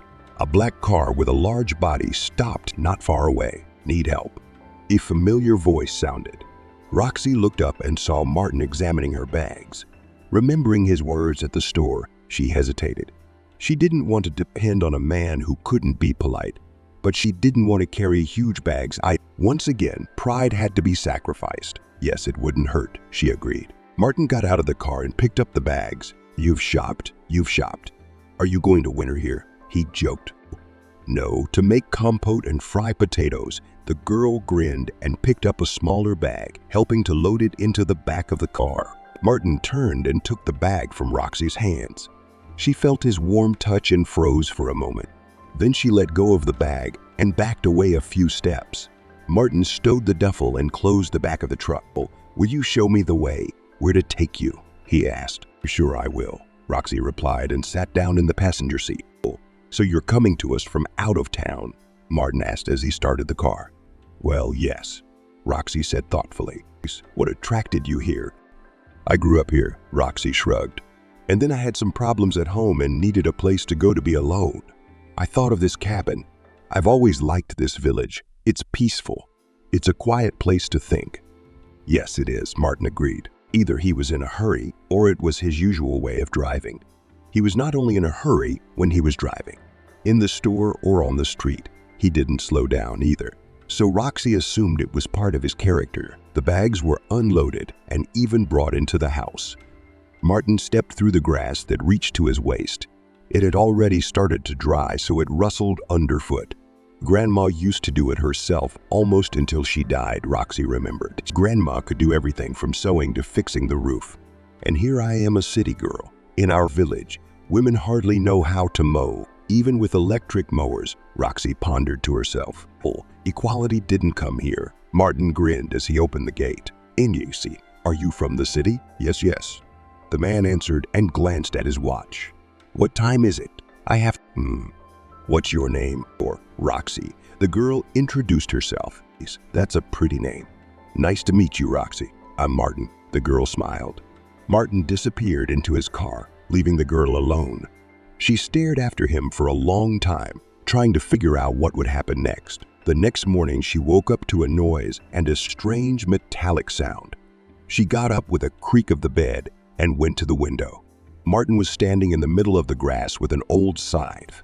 He was drenched in sweat despite the coolness of the Roxy opened the window and called out to him. Martin turned around, stopped mowing, and looked at the girl looking at him from the open window. Roxy was wearing a long linen dress that she had found in her closet and decided to use as a nightgown after a day spent cleaning the house and cooking, after which she had no time at all to sort things out. What are you doing?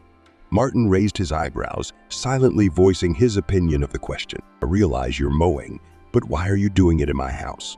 Roxy asked. Do you want me to stop?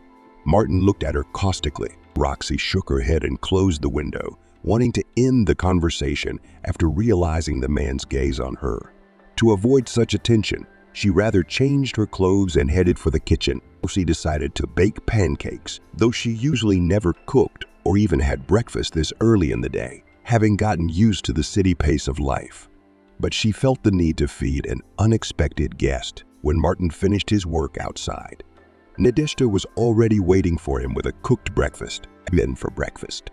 She called out to him from the porch. Martin, sending his tools aside, entered the house looking tired and sweaty. You can use the shower. Roxy nodded toward the bathroom and headed for the kitchen. Martin, disregarding the offer to shower, simply washed his face and joined her at the table where pancakes with sour cream were already waiting for him. How much do I owe you?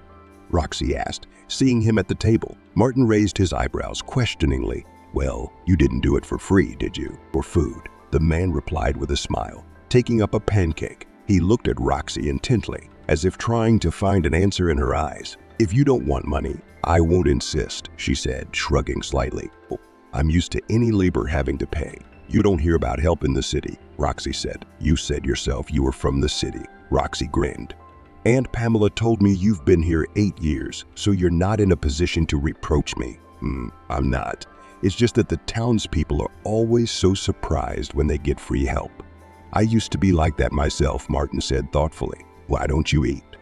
I don't eat breakfast. I'm used to it. I go to work early. I have a snack at work, Roxy said.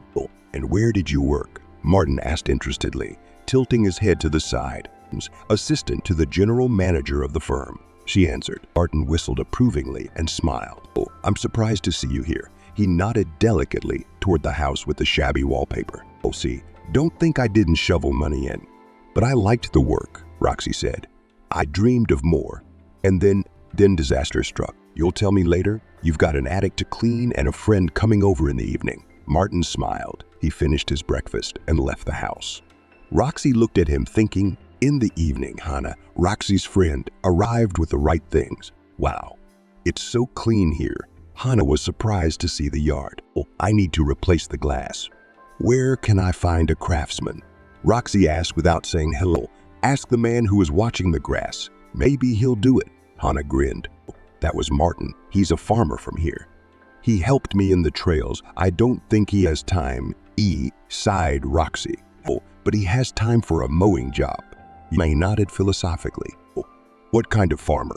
Hannah looked at Roxy interestedly. Having stopped rubbing the glass, Roxy invited her friend into the house. Oh, if it's not too much trouble, peel the potatoes under the sink, she asked.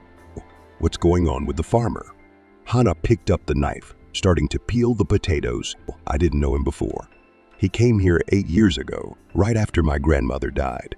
He keeps a farm, raises animals, and has vegetable gardens, Roxy said. Oh, what about the man? What's he like to you? Hannah persisted. Oh, I don't know. He's kind of ambivalent. He was rude at first in the store, but then he seemed to normalize, gave me a ride, and started cutting grass even though I didn't ask him to. But he refused to take the money. Surprised me though, Roxy said. Oh, maybe he liked you. Hannah smiled slyly. Oh, come on, Roxy said. He's just wondering what kind of town idiot I am. What if he's interested in you? Look at his eyes. Maybe he's a normal guy. And a man with a capital letter. Hannah raised an eyebrow. Roxy just sighed. The potatoes were peeled. They should be put on the fire. How's the work going? Roxy changed the subject. It's not the same without you. Our boss is hiring all kinds of new faces, and no one's even close to taking your place. Without you, it's all down the drain. He's lost life and the village went on as usual. Roxy had been here for a month already. She was slowly settling into the house, coming to terms with the peace.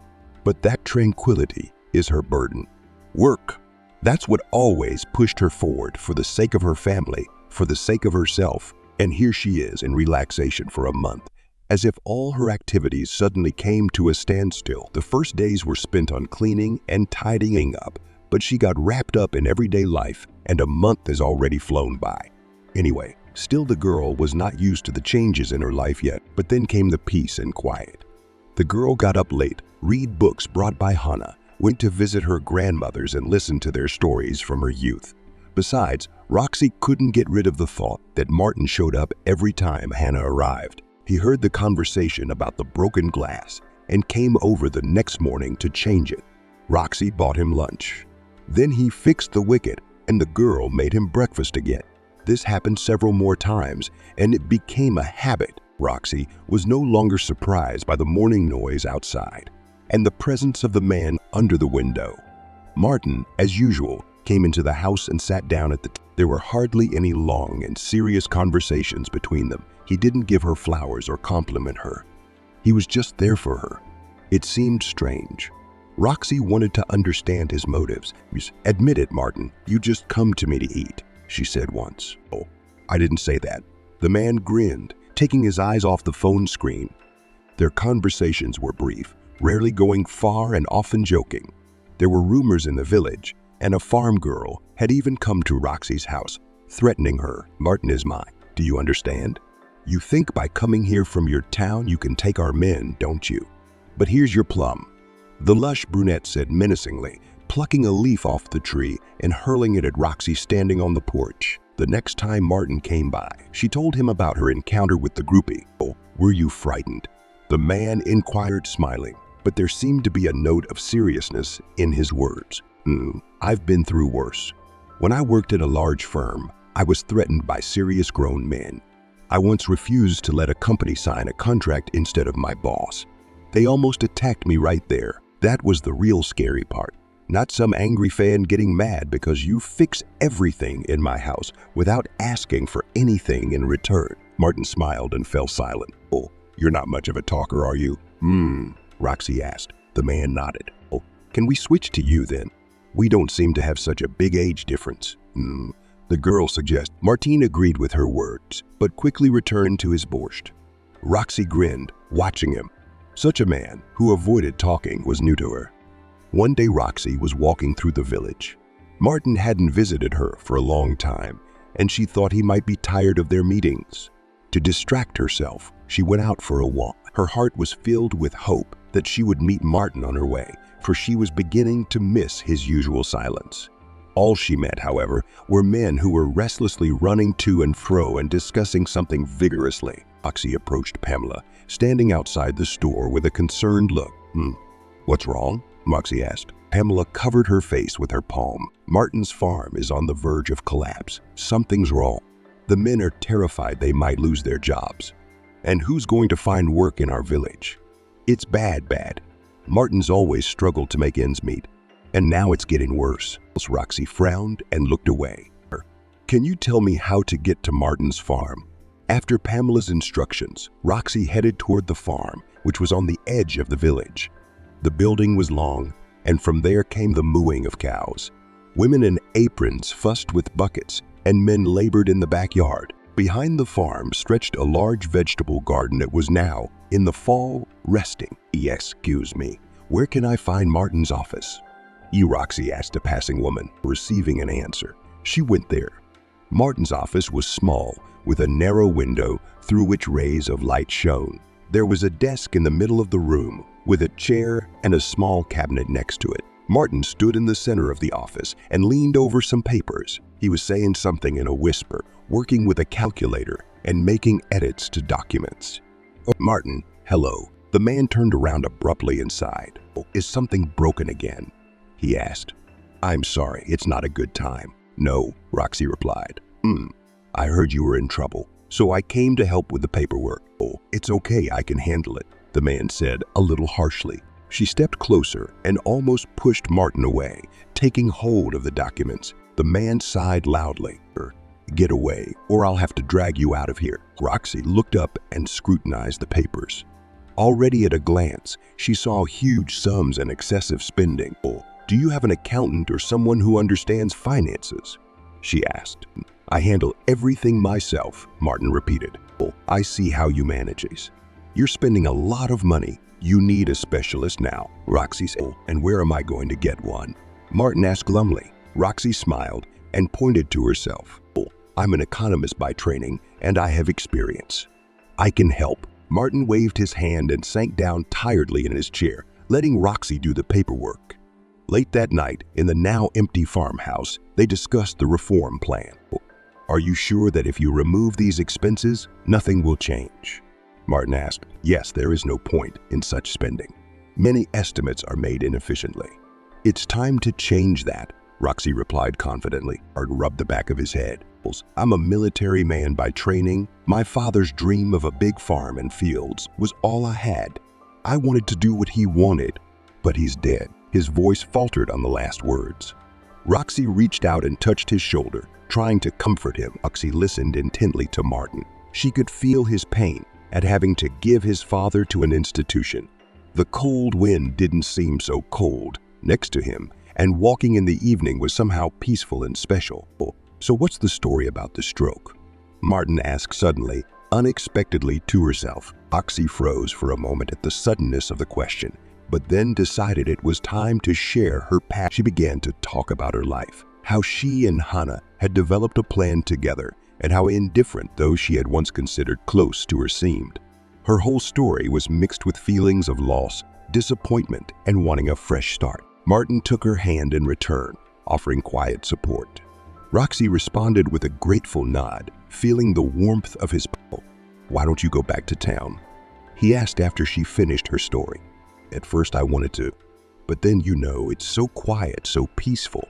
And that fast pace of life in the city, it all reminds me of the past that I want a break from, Roxy explained slowly. Martin let go of her hand and nodded forward. Come on. I want to show you something. The walk seemed long, and Roxy had no idea where he was taking her. But when she saw the fancy house behind the high fence in front of her, she was breathless with wonder. Oh, this is my comrade's house. We served together. He left a while ago. Now the house is being sold, and I have no money for it, Martin began bitterly. I want to keep it, but I'm afraid that they'll tear it down and build something here that I don't need. Martin's eyes were filled with affection for the place, and Roxy understood his feelings. For she herself was anxious to find a place where she could start a new life. Roxy, holding the documents, opened the door of the office where Nikolai was sitting immersed in his work. Martin, I have news, she said, and entered the room full of determination and with good news. Martin looked up from his papers. His eyes looked tired but interested. Standing at the threshold of the office, Roxy felt exactly like someone who was bringing long-awaited change. She approached the desk feeling inspired and confident. What equipment is being brought in today? Martin asked, taking his eyes off the paperwork for a moment and turning the conversation to business. That's not the only thing I wanted to tell you about, Roxy replied with obvious anticipation. But let's talk about the equipment first. We'll have to check everything and put it into operation. She put the papers on the table and smiled slightly. The work and time you've put into the farm is starting to pay off. We're on the right track, and I want to help with your friend's house. Martin raised an eyebrow, surprised by the last sentence. What do you mean? Roxy sighed and said cheerfully, I sold my house in town. The money I got will allow us to buy this house back. I believe in us that we can create something really worthwhile, not just a farm, but a home where each of us can find our place. Martin's face lit up. He stood up, walked around the table, and hugged Roxy, knowing that his neighbor's strength and perseverance would be enough not only to build a successful farm, but also to realize the greatest dreams he had almost given up hoping for. Now, in this quiet hillside, Martin and Roxy's lives were beginning to take on new shape for a future they were ready to face together. At the sight of the girl, he smiled and blossomed. Roxy, he said, pulling out a chair for Roxy. The girl sat down at the table and put the papers down. Read it. Martin took the folder and began to slowly leaf through the papers. With each page, his eyes grew wider and wider. The girl watched his reaction with secret fear and anticipation. Closing the folder, Martin set it aside on the table and lowered his gaze to the... What did you do? He asked hoarsely. Did you buy a house? Roxy nodded and stood up from her chair. She stood directly in front of the man, cocking her head and looking him straight in the eye. You didn't want it torn down. It was your friend's house, and I promised you it would work out. Hey, that's a lot of money, Martin exhaled. It's my money.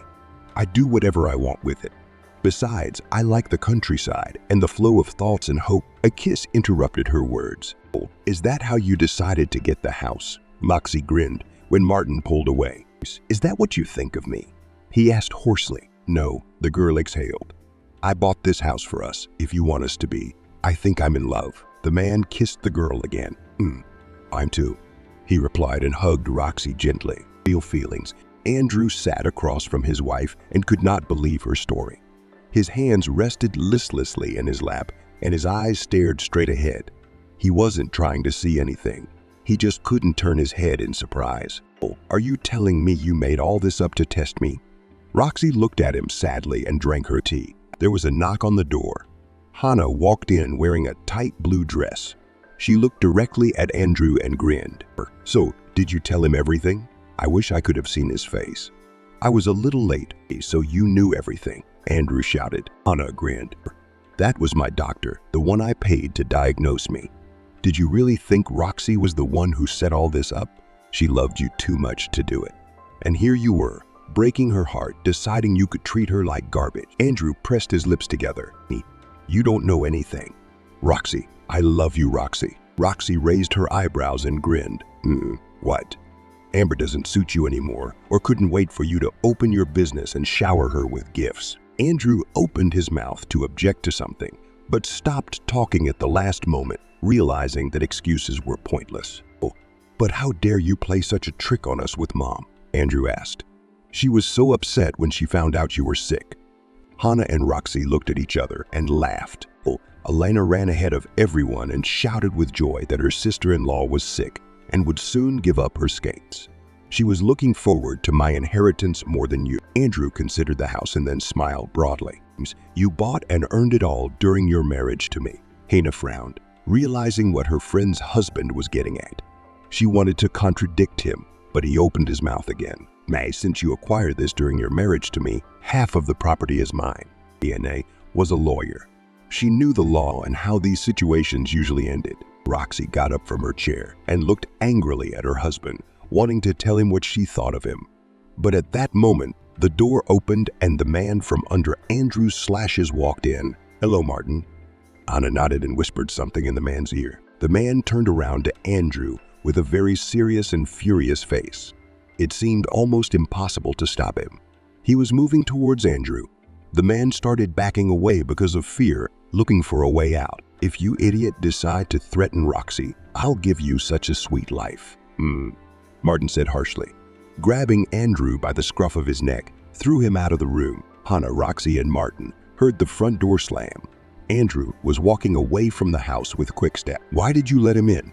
Martin asked Roxy, coming closer to her and hugging her from behind. In front of him, she held herself, not wanting to show weakness. But everyone in the room knew how hard she had been through her husband's betrayal. She stood with her head bowed low, holding back the impulse to cry. I should have told him everything, she said. I should have seen his face when he realized that my inheritance was gone. Did it make you feel better? Hannah asked. Roxy nodded and tangled herself more tightly in Martin's strong and secure embrace. I'll file for divorce tomorrow. Despite Martin's threats, Andrew decided to file for a divorce with division of property. It was the right thing to do from a legal point of view.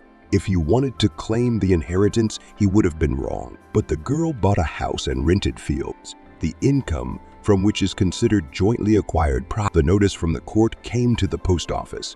Martin brought it with the rest of the documents and gloomily handed it to the girl.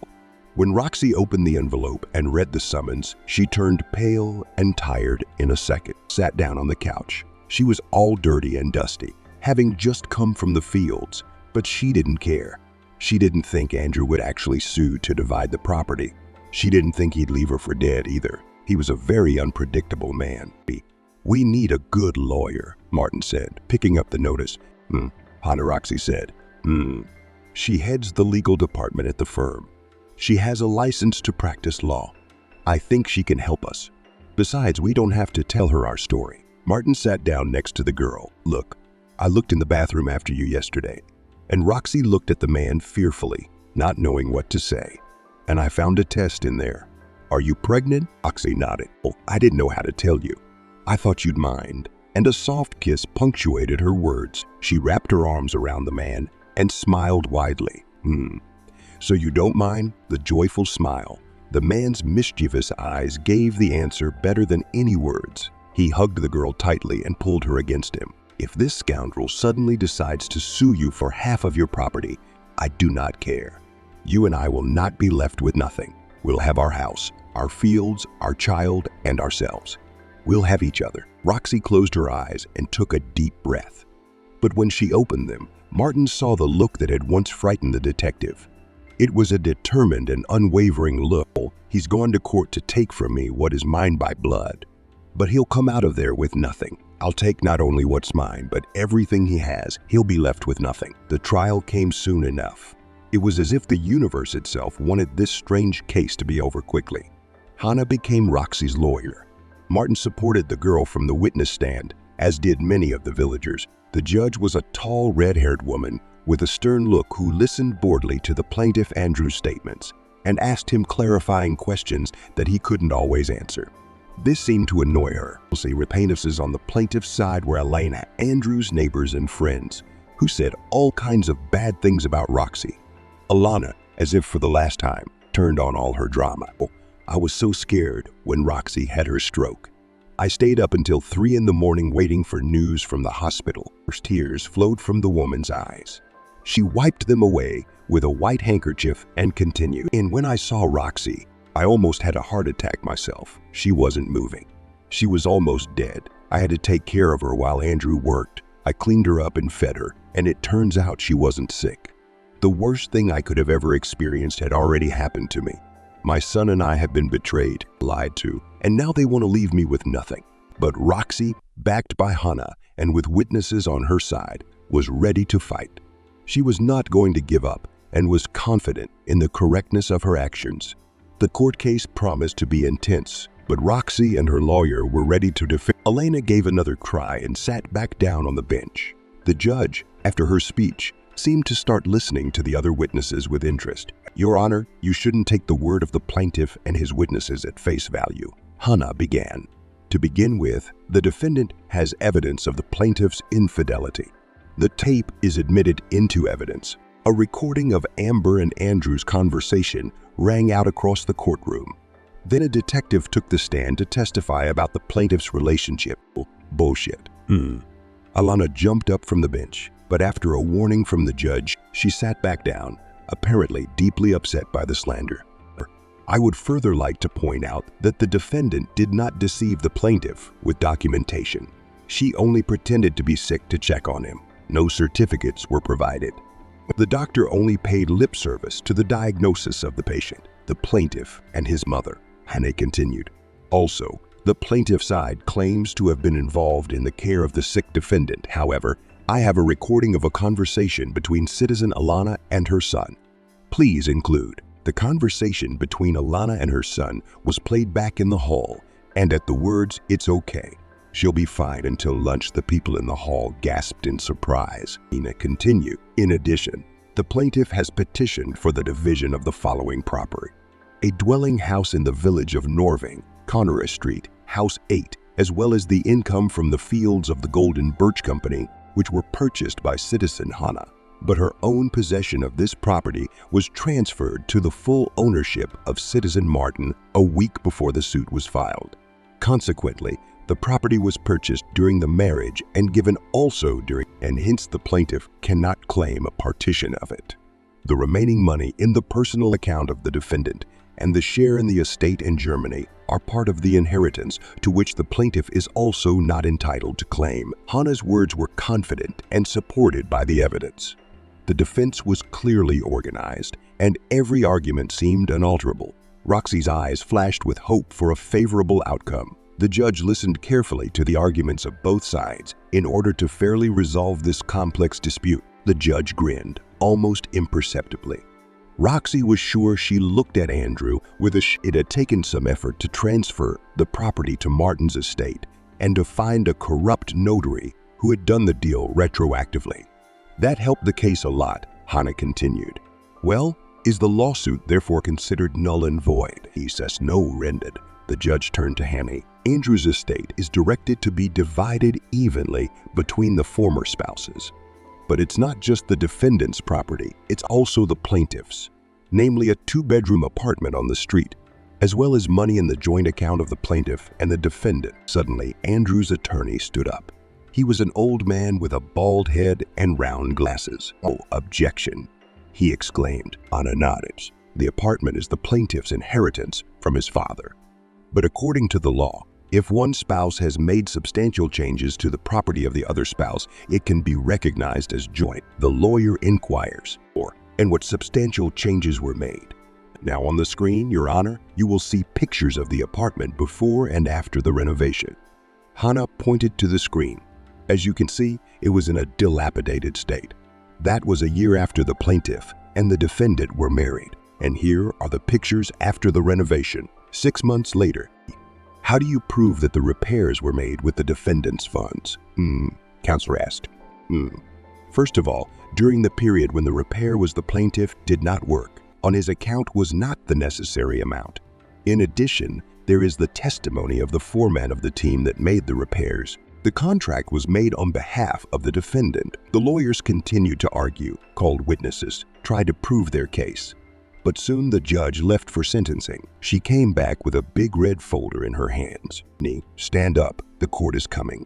"You," said the assistant judge. "The court has ruled that the plaintiff's claim is satisfied. Andrew's estate will be divided between him and his ex-wife. 1/3 of the apartment went to the defendant.